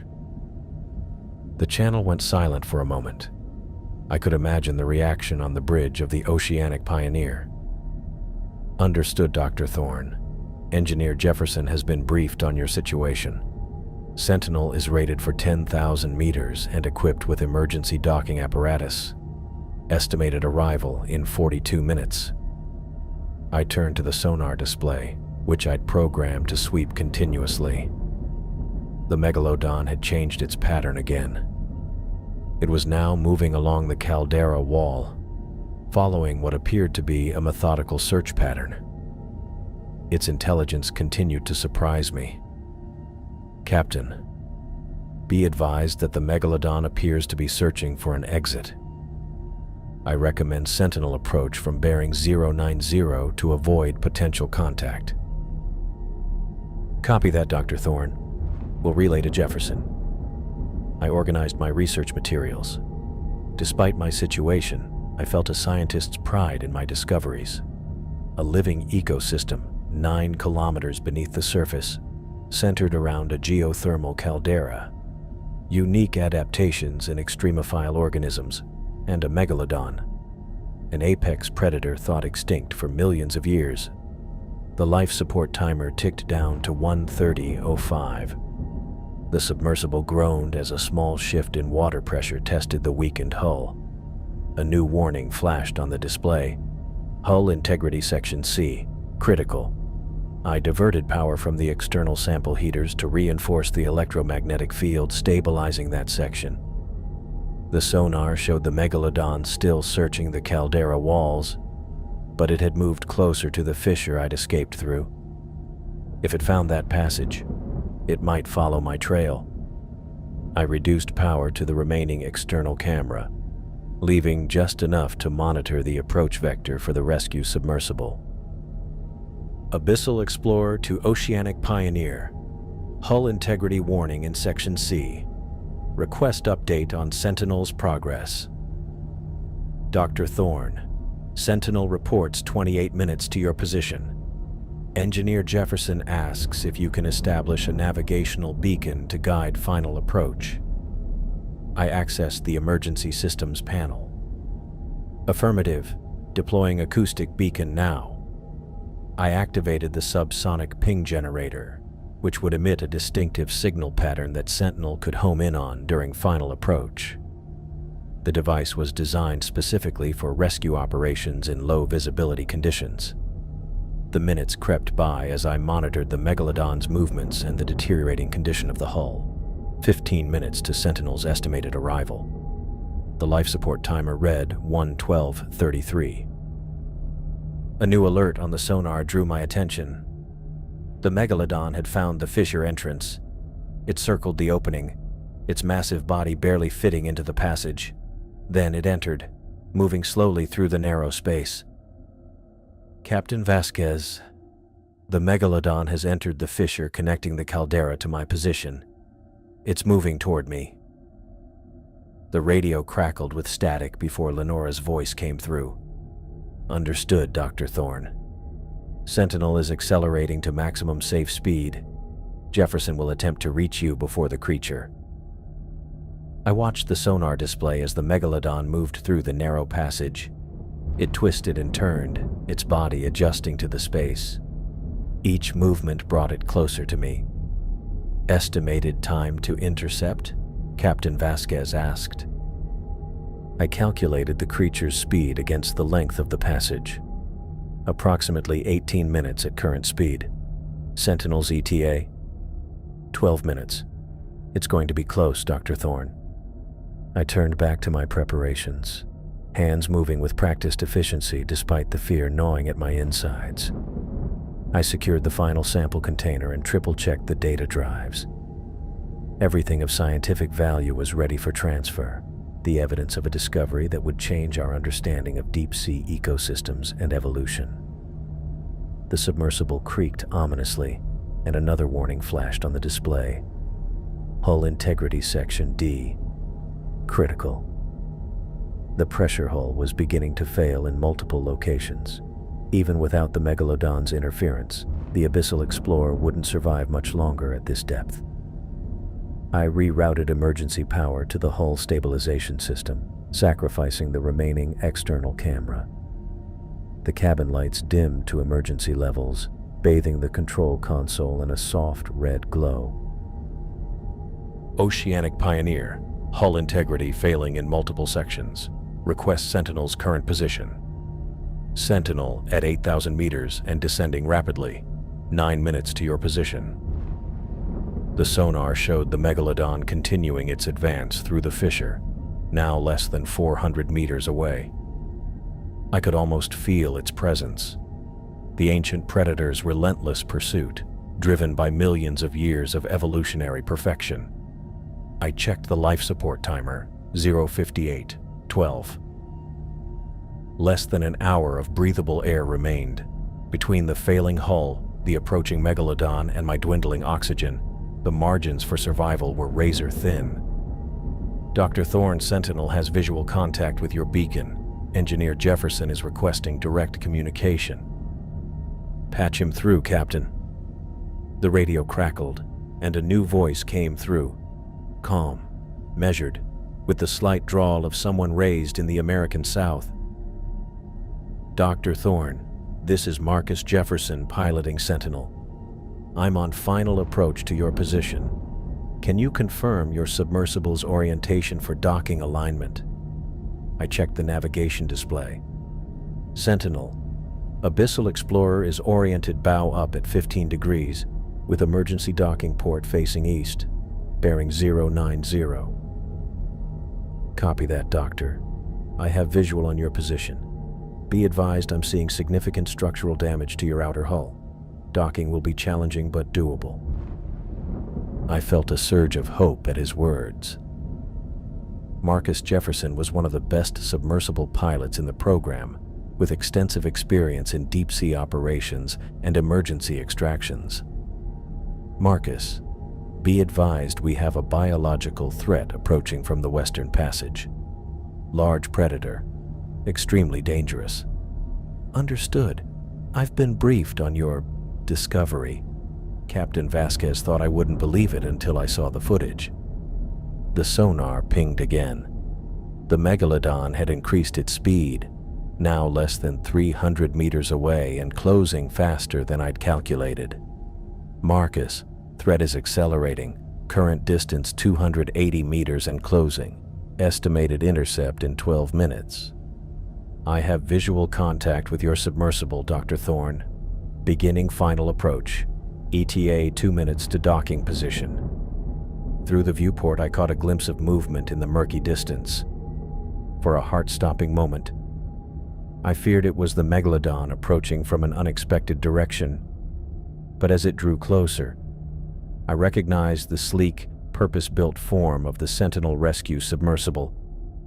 Its powerful external lights cut through the darkness, illuminating the Abyssal Explorer from the outside for the first time since the attack.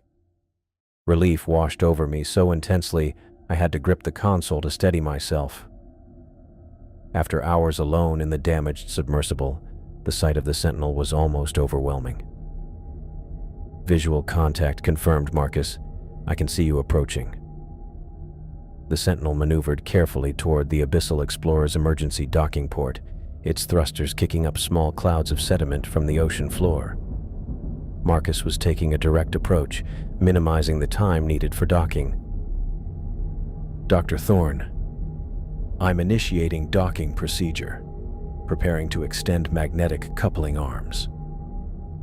I monitored the sonar closely. The Megalodon was now 200 meters away and still accelerating. I estimated we had less than 10 minutes before it reached us. Marcus, threat continuing to approach. We need to complete transfer quickly.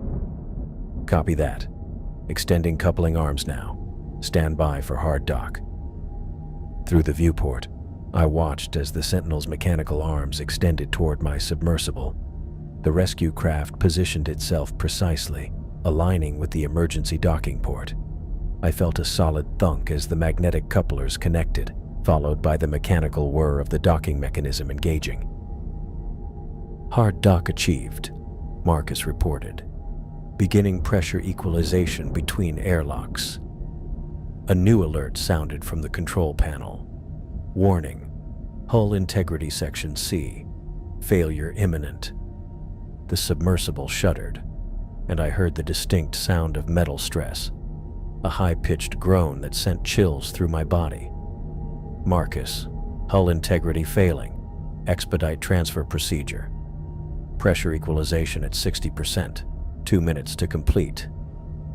The sonar showed the Megalodon now just 150 meters away, still accelerating through the passage. At its current speed, it would reach us before the transfer could be completed. Oceanic Pioneer, this is Dr. Thorne. Megalodon approaching rapidly. Request options. Captain Vasquez's voice came through clearly. Dr. Thorne, Engineer Jefferson has authority to deploy countermeasures if necessary. I looked at the rapidly approaching signal on the sonar. Marcus, what countermeasures does Sentinel carry? High-intensity strobe array and acoustic deterrent system. Should create enough sensory overload to buy us time. The pressure equalization between the submersibles completed with a soft hiss. The airlock indicator changed from red to green. Transfer path clear, Dr. Thorne. Begin evacuation immediately. I gathered the data drives and sample containers, securing them in a waterproof transfer bag. The Megalodon was now just 100 meters away. Deploying countermeasures, Marcus announced. Through the viewport, I saw brilliant flashes of light as the Sentinel activated its strobe array. The pulses were timed to create maximum visual disorientation for any approaching predator. Simultaneously, a high-pitched acoustic pulse reverberated through the water, designed to interfere with a shark's sensitive electroreception. The sonar showed the Megalodon's approach faltering, its straight-line movement becoming erratic as the countermeasures took effect. Countermeasures effective. Megalodon temporarily disoriented at 80 meters distance. Transfer now, Dr. Thorne. I moved quickly to the airlock, the transfer bag clutched tightly against my chest. The samples and data represented months of work and a discovery that would change our understanding of marine biology forever. I couldn't leave them behind. As I opened the inner airlock door, another warning sounded. Critical failure. Hull integrity section C compromised. Water began to seep into the submersible from hairline fractures in the pressure hull. Marcus, hull breach in progress. Water entering Abyssal Explorer. Understood. Airlock is secure. Move quickly, Doctor. I entered the airlock, closed the inner door behind me, and waited for the indicator to confirm the seal. The green light flashed, and I opened the outer door, stepping into the Sentinel. Marcus Jefferson sat at the pilot's controls, his attention divided between the docking procedure and the sonar display. He was younger than I'd expected, perhaps early 30s, with close-cropped hair and focused eyes that flicked between displays with practiced efficiency. "Welcome aboard, Dr. Thorne. Secure yourself immediately. We need to detach and ascend." I moved to the passenger seat, securing the transfer bag to a designated storage compartment before strapping myself in. Through the viewport, I could see water now flowing freely into the Abyssal Explorer through visible cracks in the hull. Initiating emergency detach sequence, Marcus announced, his hands moving across the control panel. The sonar showed the Megalodon recovering from the countermeasures, resuming its approach. It was now just 60 meters away. Detach complete. Retracting coupling arms. The Sentinel shuddered slightly as it disconnected from the Abyssal Explorer. Marcus immediately engaged the thrusters, pulling us away from the failing submersible. "Oceanic Pioneer, this is Sentinel.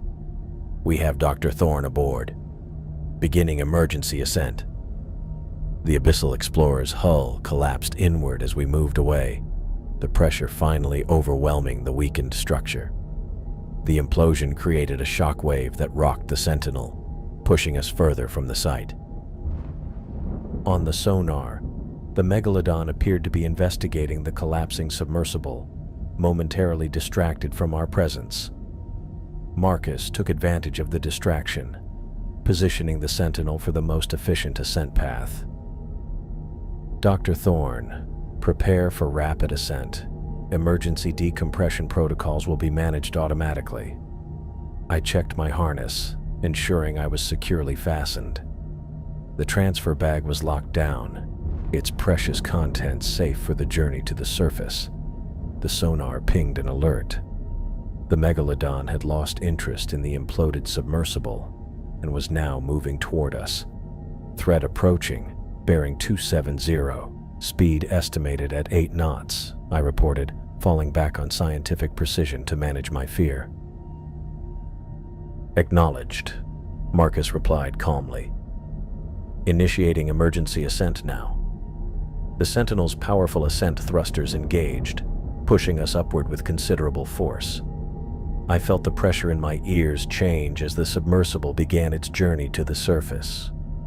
The sonar showed the Megalodon in pursuit, but the creature's advantage in horizontal movement didn't translate to vertical speed. We began to pull away, the distance between us increasing. "Threat falling behind," I noted with relief. "Current distance 120 meters and increasing." Marcus nodded without taking his eyes off the controls. "We'll maintain maximum safe ascent velocity. At this rate, we should reach the surface in approximately 70 minutes. I looked back at the sonar. The Megalodon was still there but had slowed, not following us far from its deep water territory. The ancient predator remained a mystery, a living fossil that had survived in isolation for millions of years. Hull integrity warnings from the Sentinel system interrupted my thoughts, growing more frequent as the rescue submersible strained against the rapid pressure changes of our emergency ascent. With the Abyssal Explorer completely failed, I knew we must work quickly before the Sentinel systems were also compromised. "We need to get your data transferred to our systems," Marcus said.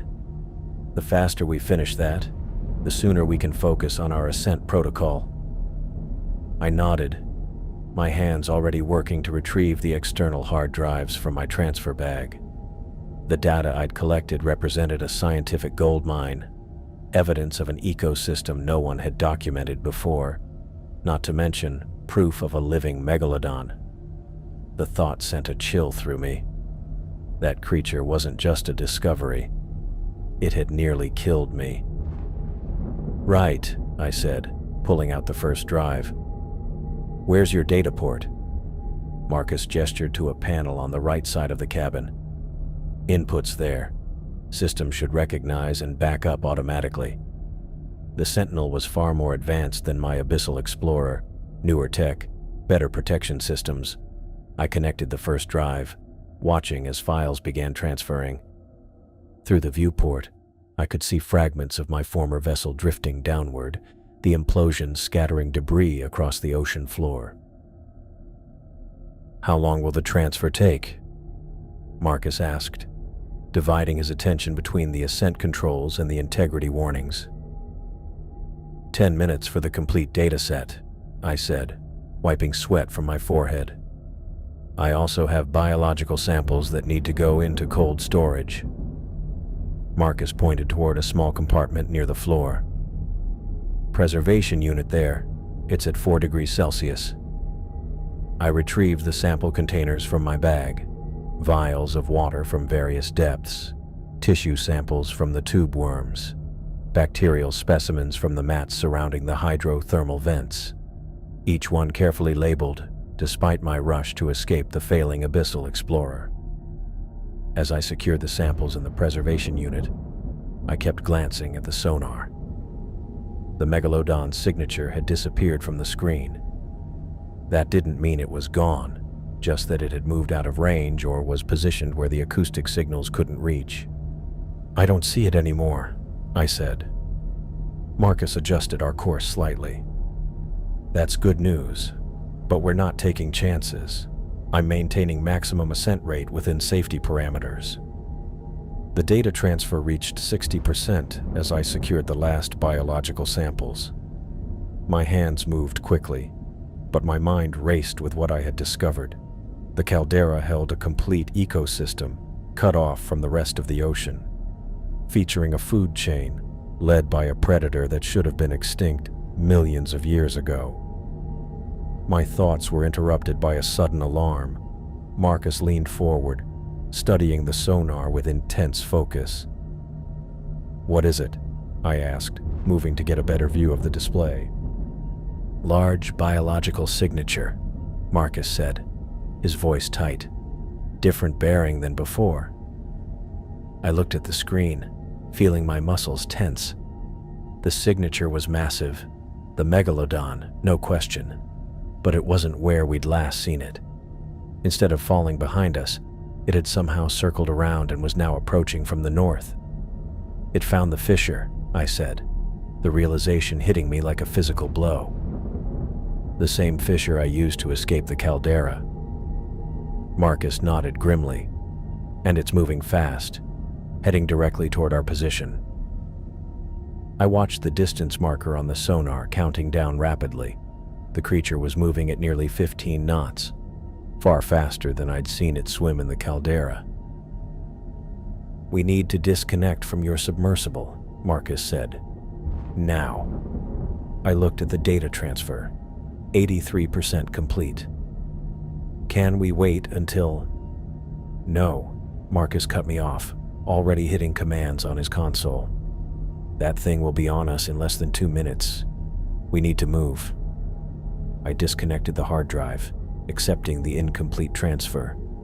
The most critical data had already copied over. The rest would have to wait. I secured the drive back in my bag and strapped myself into the seat next to Marcus. "Transfer aborted," I confirmed. "Ready to move." Marcus activated the separation sequence. The Sentinel shuddered as magnetic locks disengaged from what remained of the Abyssal Explorer's airlock. Indicator lights switched from red to green as the rescue vessel became fully independent. "Separation complete," Marcus reported, immediately redirecting power to the main thrusters. "Hold on." The acceleration pushed me back into my seat. On the sonar, the Megalodon's signature grew larger as it approached our position. I watched the bearing and distance markers with growing alarm. "Marcus, it's nearly here. Less than 500 meters in closing." He didn't respond verbally, just nodded and pushed the thrust controls forward another notch. The Sentinel's frame vibrated with the strain of maximum output. I focused on the camera feeds, switching until I found the rear view. The water was dark, lit only by our external lights, creating a small area of visibility in the darkness. Then I saw it, a massive shape moving through the water with graceful power. The Megalodon had found us. There, I pointed to the screen. It's right behind us. The shark was fully visible now, its enormous body filling the camera view. Even through the digital feed, its size was overwhelming, at least 60 feet of prehistoric predator, eyes fixed on our small vessel with predatory focus. "Marcus, we need to move faster." The words came out louder than I intended. "This is maximum thrust," he said, his voice remaining controlled despite the urgency. "I need you to help navigate. Your entry data should show the safest route out." I pulled up the navigation log from my earlier descent into the caldera, displaying it on the shared screen between us. The path I'd taken in was clearly marked, a winding route through underwater volcanic formations and narrow passages. "Here," I said, tracing the path with my finger.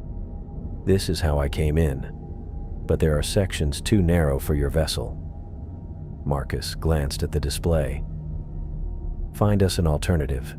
Something wide enough for the Sentinel, but that might slow down our friend back there." I scanned the topographical data, looking for passages that would accommodate the Sentinel's larger frame. The rescue submersible was more robust than my exploratory vessel, built for durability rather than maneuverability. "Take this channel here," I said, highlighting a route that veered northeast. "It opens into a secondary chamber, then connects to a series of lava tubes that lead to open water." Marcus adjusted our course, directing the Sentinel toward the passage I'd indicated. The submersible responded sluggishly, the engines straining against the rapid pressure changes of our ascent. Behind us, the Megalodon closed the distance with frightening speed.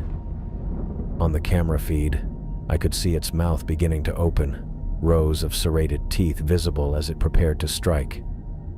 "Brace!" Marcus called, just before the submersible lurched violently. The impact wasn't direct. The Megalodon had snapped at our wake, its teeth grazing the rear sensor array. Warning lights flashed across the console, but the hull integrity remained stable. "Damage report?" I asked, my heart pounding. "External sensors compromised," Marcus replied, eyes fixed on his controls. "Navigation still functional. Approaching the channel entrance now." The passage loomed ahead, a dark gap in the underwater rock formation, barely wider than our vessel. Marcus guided the Sentinel toward it, adjusting our angle to match the narrow opening. "This is going to be tight," he warned. I watched as the rocky walls closed in around us. The lights illuminated the passage, showing jagged volcanic rock on all sides. The Sentinel shuddered as we entered the channel, the clearance so tight I could hear the scrape of rock against our hull. Behind us, the Megalodon hesitated at the channel entrance. Its massive body circled once, then plunged into the passage after us. Even in the confined space, its power was terrifying. "It's still coming," I reported, watching the rear camera. Marcus focused on navigating the twisting passage. "How wide does this channel get?" I checked the topographical data. "It widens about 200 meters ahead, then narrows again before opening into the secondary chamber." The Sentinel shuddered again as we scraped against an outcropping of rock. The impact was minor, but in our damaged state, every contact increased the risk of hull failure. "Sorry," Marcus said, adjusting the steering.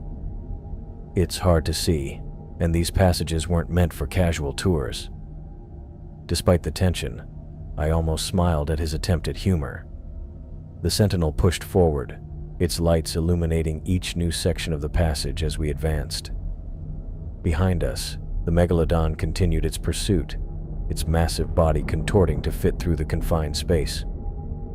We reached the wider section I'd mentioned, and Marcus took advantage of the extra room to increase our speed.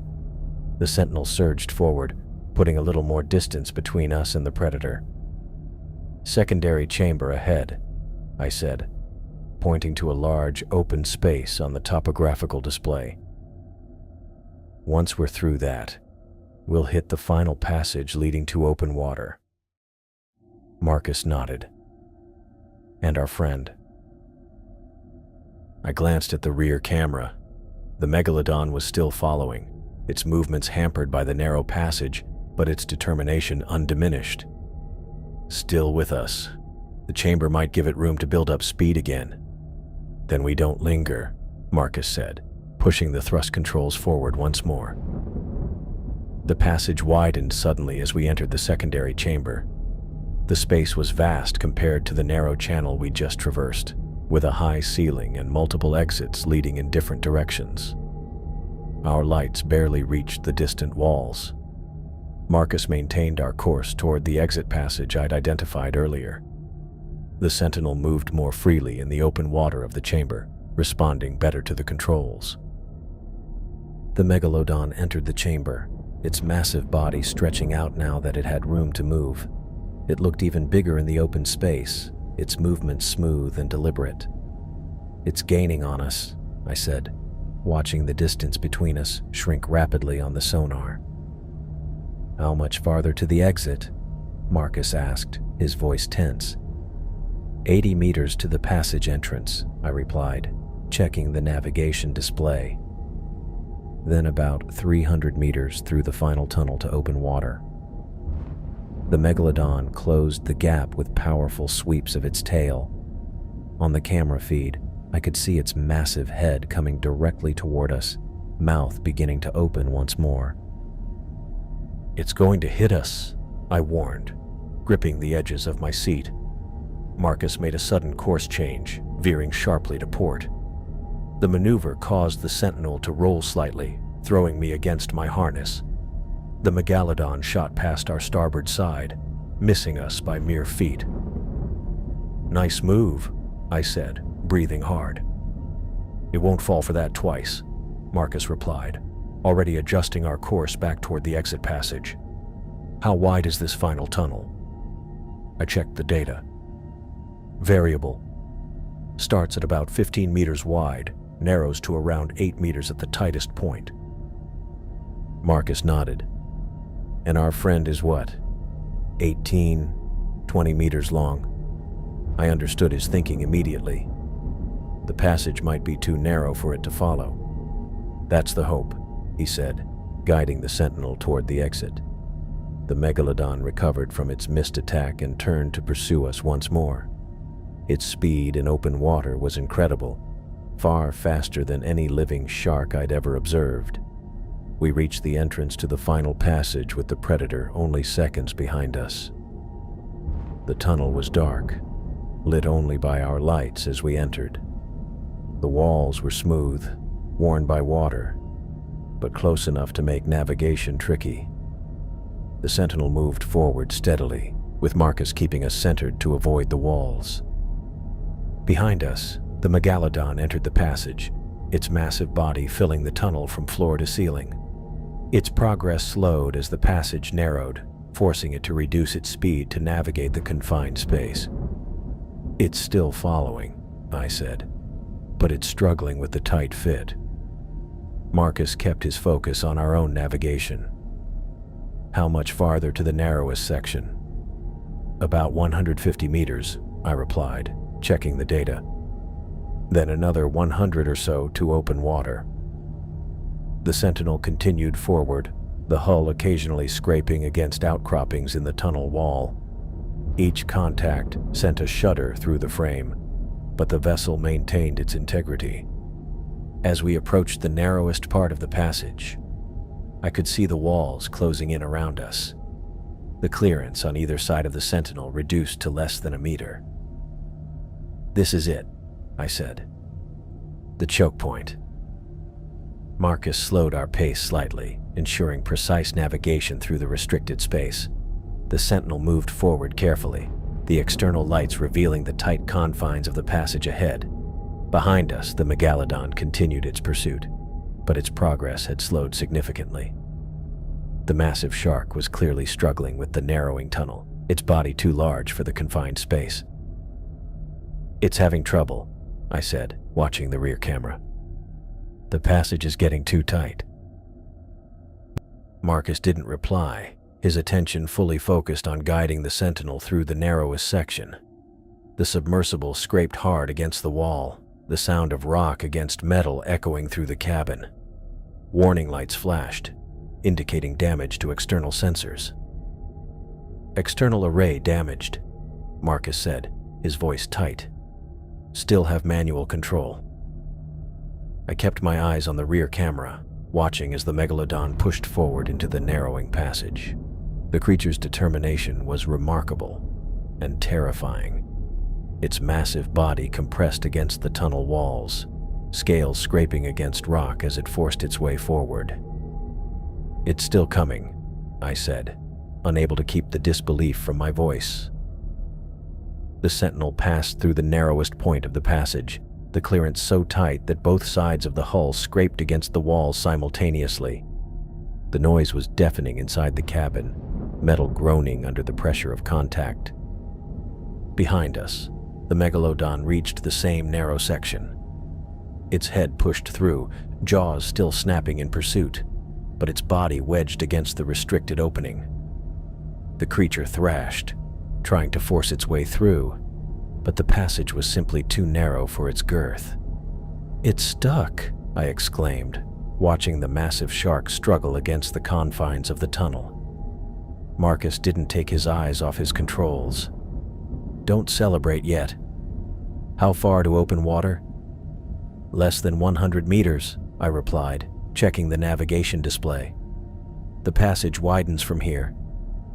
The Sentinel moved more freely as we passed beyond the choke point, the tunnel gradually expanding around us. Behind us, the Megalodon continued to thrash, its massive body unable to fit through the narrowest section of the passage.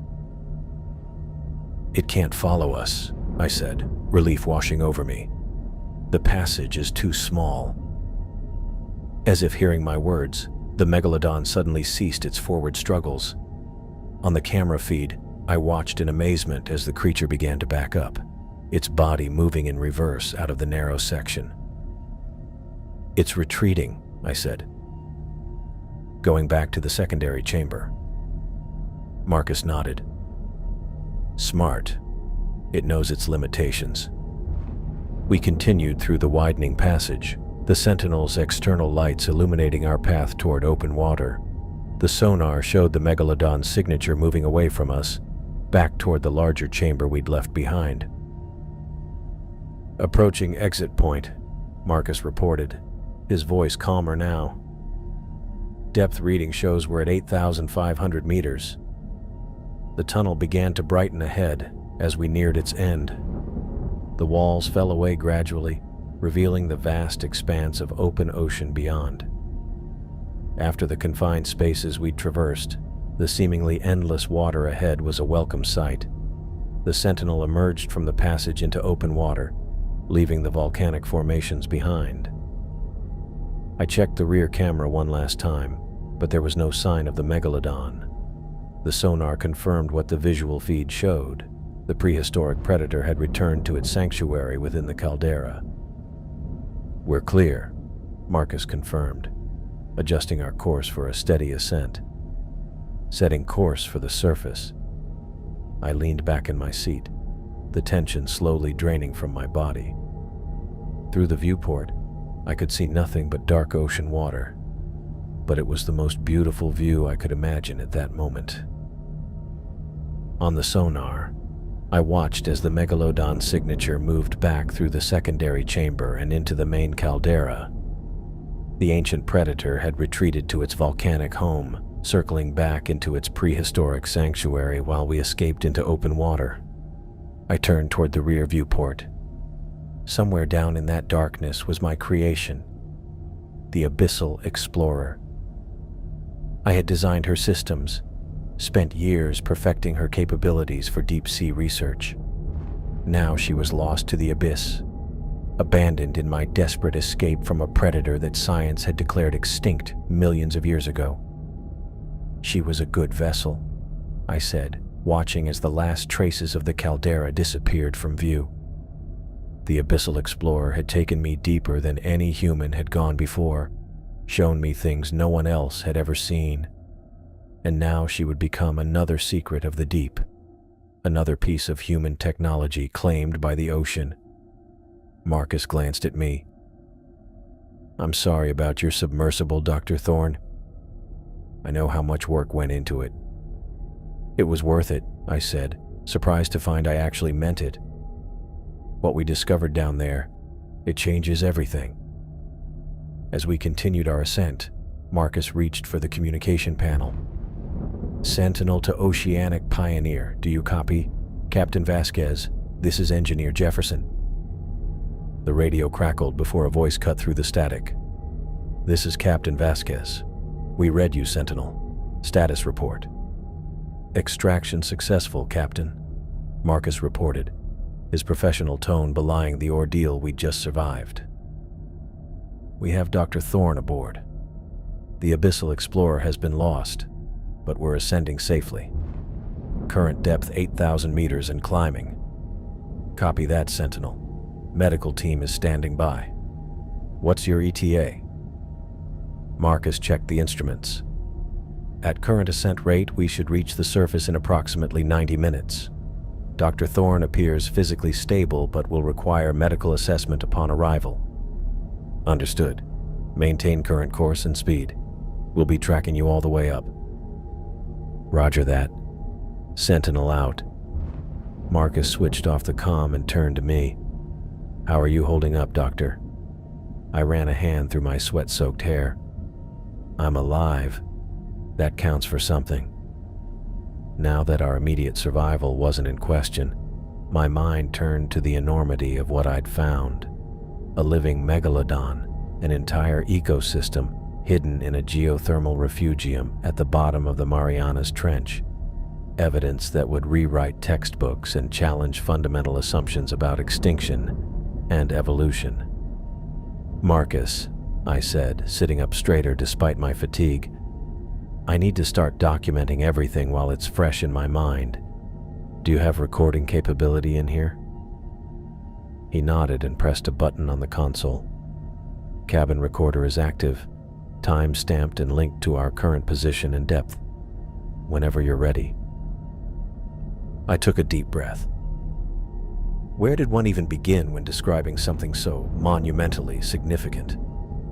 This is Dr. Eris Thorne, lead scientist on the Marianas Deep Exploration Project. Date and time is recorded. I am currently aboard the rescue submersible Sentinel, following an emergency extraction from the Abyssal Explorer at a depth of approximately 9,000 meters in the Marianas Trench. The words started slowly at first, but soon I was speaking rapidly, trying to capture every detail before my exhausted mind could forget anything important. During descent, I identified an underwater volcanic caldera with a breach in its wall. Inside this caldera, I discovered a geothermal refugium, an isolated ecosystem sustained by heat from hydrothermal vents. Water temperature inside the caldera ranged between 5 and 20 degrees Celsius, significantly warmer than the surrounding deep ocean environment.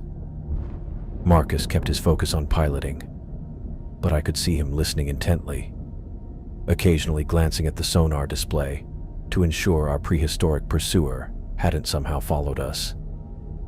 The caldera contained diverse biological communities unlike anything previously documented at these depths. Bacterial mats, tube worms of unprecedented size, and several unidentified fish species that appear to have evolved in isolation. Most significantly, I paused, still hardly believing it myself.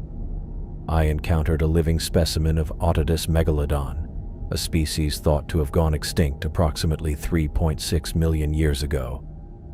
I continued detailing the megalodon's estimated dimensions, behavior patterns, and the attacks on the submersible.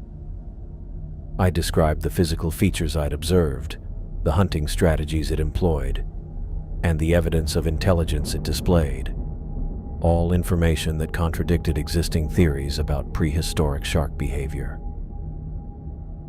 The specimen exhibited problem-solving capabilities and strategic hunting behavior far beyond what we would expect from modern sharks. It appeared to understand the vulnerability of the submersible and targeted specific structural weaknesses. It also demonstrated an ability to manipulate its prey, forcing the submersible toward hazards like hydrothermal vents. As I spoke, I checked the status of the hard drives we'd managed to salvage from the Abyssal Explorer. The incomplete data transfer was frustrating, but we had secured the most critical files, including video evidence of the megalodon. This discovery represents a living fossil of unprecedented significance, I continued. It suggests the possibility that other species presumed extinct may have found similar refuges in extreme environments. The implications for evolutionary biology, marine ecology, and our understanding of extinction events are profound. The depth gauge now showed 6,000 meters. We were making good progress toward the surface, and with each passing minute, I felt more certain that we had escaped the immediate danger. Still, I couldn't help glancing at the sonar display, half expecting to see that massive signature reappear. The geothermal refugium itself is equally significant, I added. It represents a previously unknown type of deep-sea ecosystem, one that may have remained stable and isolated for millions of years. The water chemistry, bacterial communities, and adapted fauna present research opportunities that could lead to breakthroughs in numerous scientific fields. I paused my recording to check our progress again. 5,000 meters. We were past the halfway point. Marcus noticed my attention to the depth gauge. "We're making good time, Dr. Thorne. All systems functioning normally." I nodded, grateful for his calm competence. "I don't think I properly thanked you for saving my life down there." "Just doing my job," he replied with a modest smile. "Though I have to admit, when they said we were rescuing a scientist from a submersible, I wasn't expecting to be outrunning a prehistoric shark." "Not exactly in the job description, is it?" I managed a tired laugh. "When we get back, I'll make sure Captain Vasquez knows you went above and beyond." "I'd appreciate that." His expression turned more serious. "Dr. Thorne, what you found down there, it's going to change things, isn't it? I mean, a living megalodon, that's going to be worldwide news." The question made me pause. In my excitement about the scientific significance, I hadn't fully considered the broader implications. News of a living megalodon would create a media frenzy. There would be pressure from countless directions, academic institutions wanting research access, government agencies asserting jurisdiction, private interests seeing commercial opportunities. It will change things, I agreed. But we need to be careful how we present this. That creature down there has survived in isolation for millions of years. The last thing we want is a gold rush of submarines and research vessels disrupting its habitat or trying to capture it. "You think that's what would happen?" I thought of previous discoveries that had led to exploitation rather than protection. History suggests it's likely.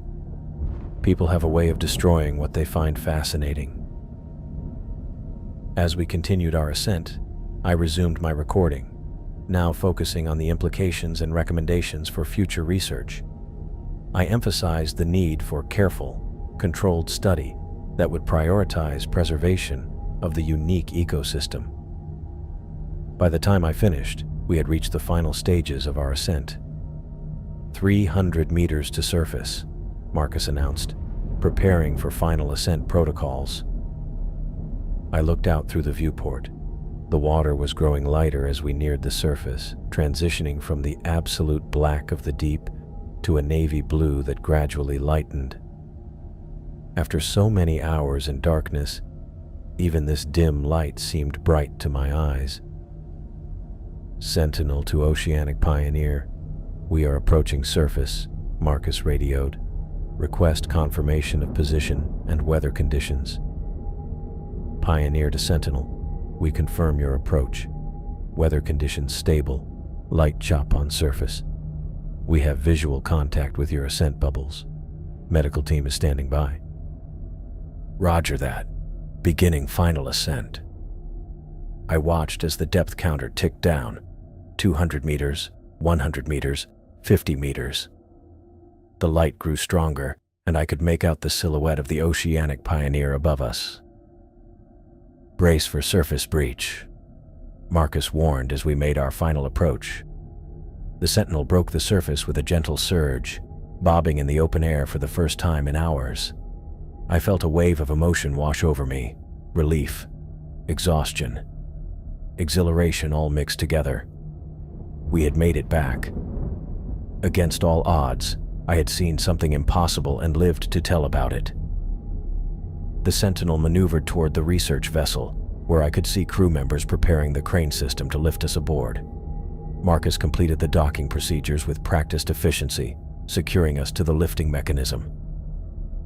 "Prepare for extraction," he said, gathering his equipment.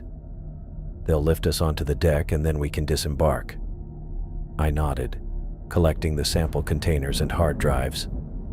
Every piece of evidence was precious now. Physical proof of what would otherwise sound like a fantastic tale. The crane lifted the Sentinel from the water, swinging us over the deck of the Oceanic Pioneer. I felt a slight bump as we were lowered onto the secure platform, followed by the mechanical sounds of the docking clamps engaging. "All secure," Marcus confirmed, equalizing pressure for hatch opening. After a moment, he twisted the hatch mechanism and pushed it open. Bright sunlight and fresh sea air rushed in, almost overwhelming after hours in the confined space of the submersible. I blinked against the light, taking in deep breaths of the clean air. Marcus climbed out first, turning back to help me with my equipment. As I emerged onto the deck of the Oceanic Pioneer, I saw a crowd had gathered. The medical team, research assistants, and crew members all watching with expressions ranging from concern to curiosity. Dr. Eliza Wentworth pushed through the group, her face tight with worry. Behind her came Miranda Kolchak, clipboard in hand as always. "Eris," Eliza called out, reaching me first. Her hands were immediately on my shoulders, eyes scanning for injuries. "My God, are you all right? We thought we'd lost you when the communications went dark." "I'm okay, Eliza," I assured her, though my legs felt unsteady on the gently rocking deck. "No injuries, just tired." Miranda reached us next, her professional demeanor cracking slightly to reveal genuine concern. "Dr. Thorne, we need to get you to medical for assessment. Captain's orders." "In a minute," I said, gripping the case containing the hard drives. "First, I need to show you all something. Something impossible." Eliza's eyebrows rose. "What happened down there?" "The last communication we received indicated some kind of encounter with a large biological entity." I looked around at the gathered faces, all waiting for an explanation. How could I possibly convey what I'd experienced? Words seemed inadequate. "Is there a way to connect this to the main lab display?" I asked, holding up the primary data drive. Miranda nodded. "Yes, we can set that up immediately." "Then let's do that first. Trust me, you need to see this before anything else." Despite protests from the medical team, I insisted on going directly to the research lab. Miranda led the way, with Eliza staying close beside me, her scientific curiosity clearly piqued by my urgency. The main lab was equipped with a large display screen used for analyzing data and imagery from our expeditions. Miranda quickly set up the connection to the hard drive, while I sank gratefully into a chair. My legs were still adjusting to the ship's movement after hours in the submersible.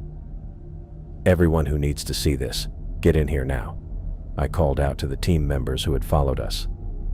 Captain Vasquez entered last, her expression serious.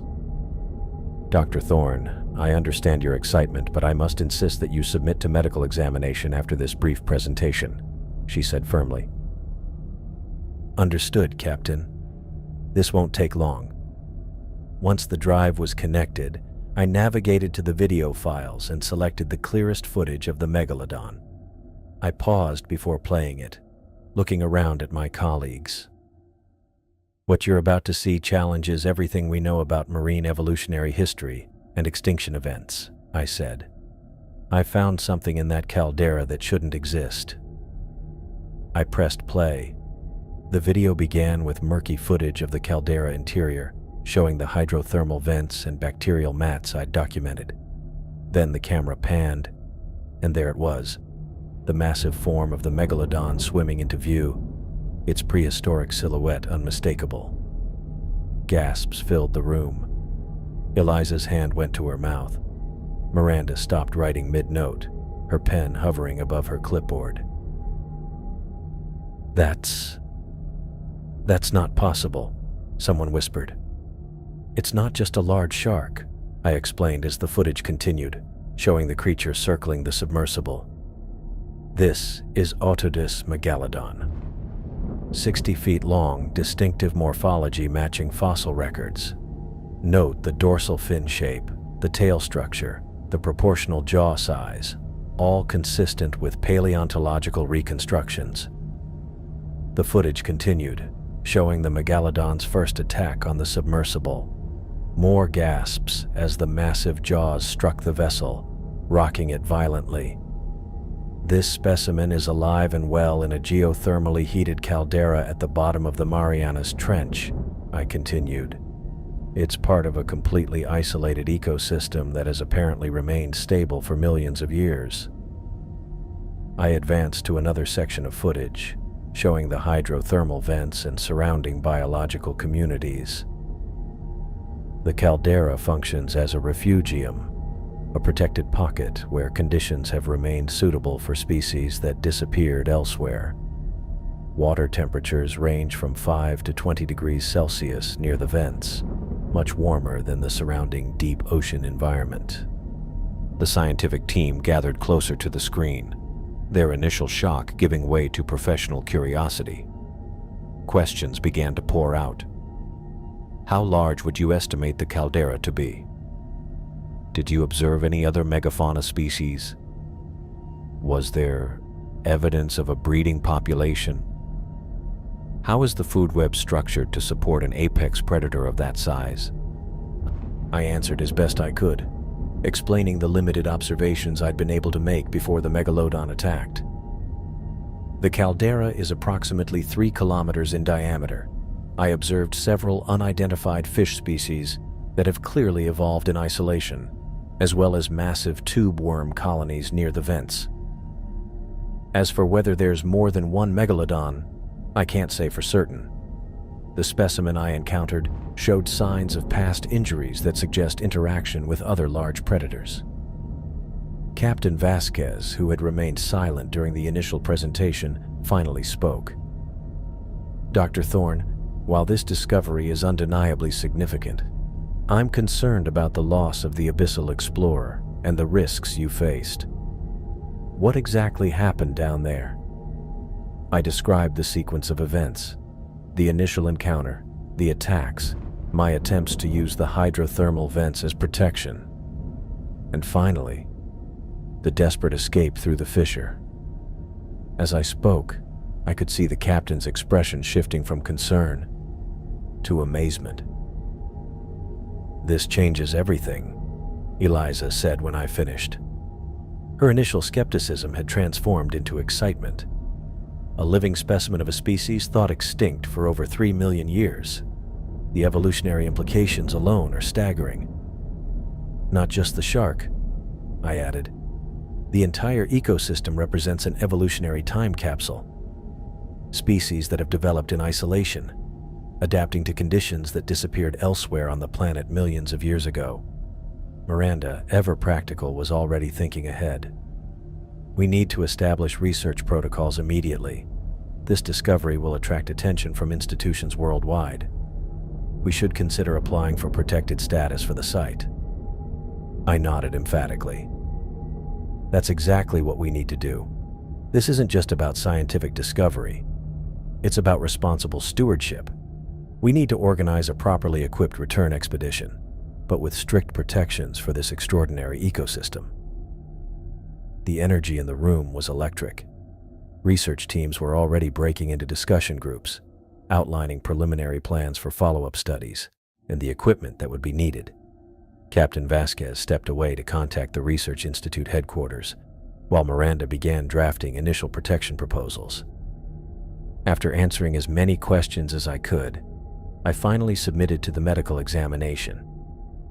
The doctor found no physical injuries, but prescribed rest and monitoring for delayed symptoms of stress or pressure-related conditions. By the time I was cleared, the research team had already begun organizing the preliminary data and preparing for our return to port. Hours later, as the Oceanic Pioneer set course for land, I stood alone at the stern railing. The sun was setting, casting golden light across the water's surface. Somewhere far below, beyond human sight, lay a world unchanged for millions of years, a living window into Earth's ancient past. I gripped the railing, feeling the cool metal under my fingers. The ocean stretched endlessly before me, its surface peaceful and ordinary. No one looking at it would guess the secrets it held in its depths, the creatures that defied scientific consensus, the ecosystems that rewrote our understanding of life's persistence. My life's work had led to this moment. Years of research, countless expeditions, all culminating in a discovery that would transform scientific understanding. I knew the coming weeks and months would be a whirlwind of academic papers, presentations, and planning for the return expedition. But for now, I simply stood at the railing, staring at the ocean's surface, keenly aware that deep below existed a prehistoric world, unchanged for millions of years, a discovery that would rewrite scientific understanding and transform my life forever.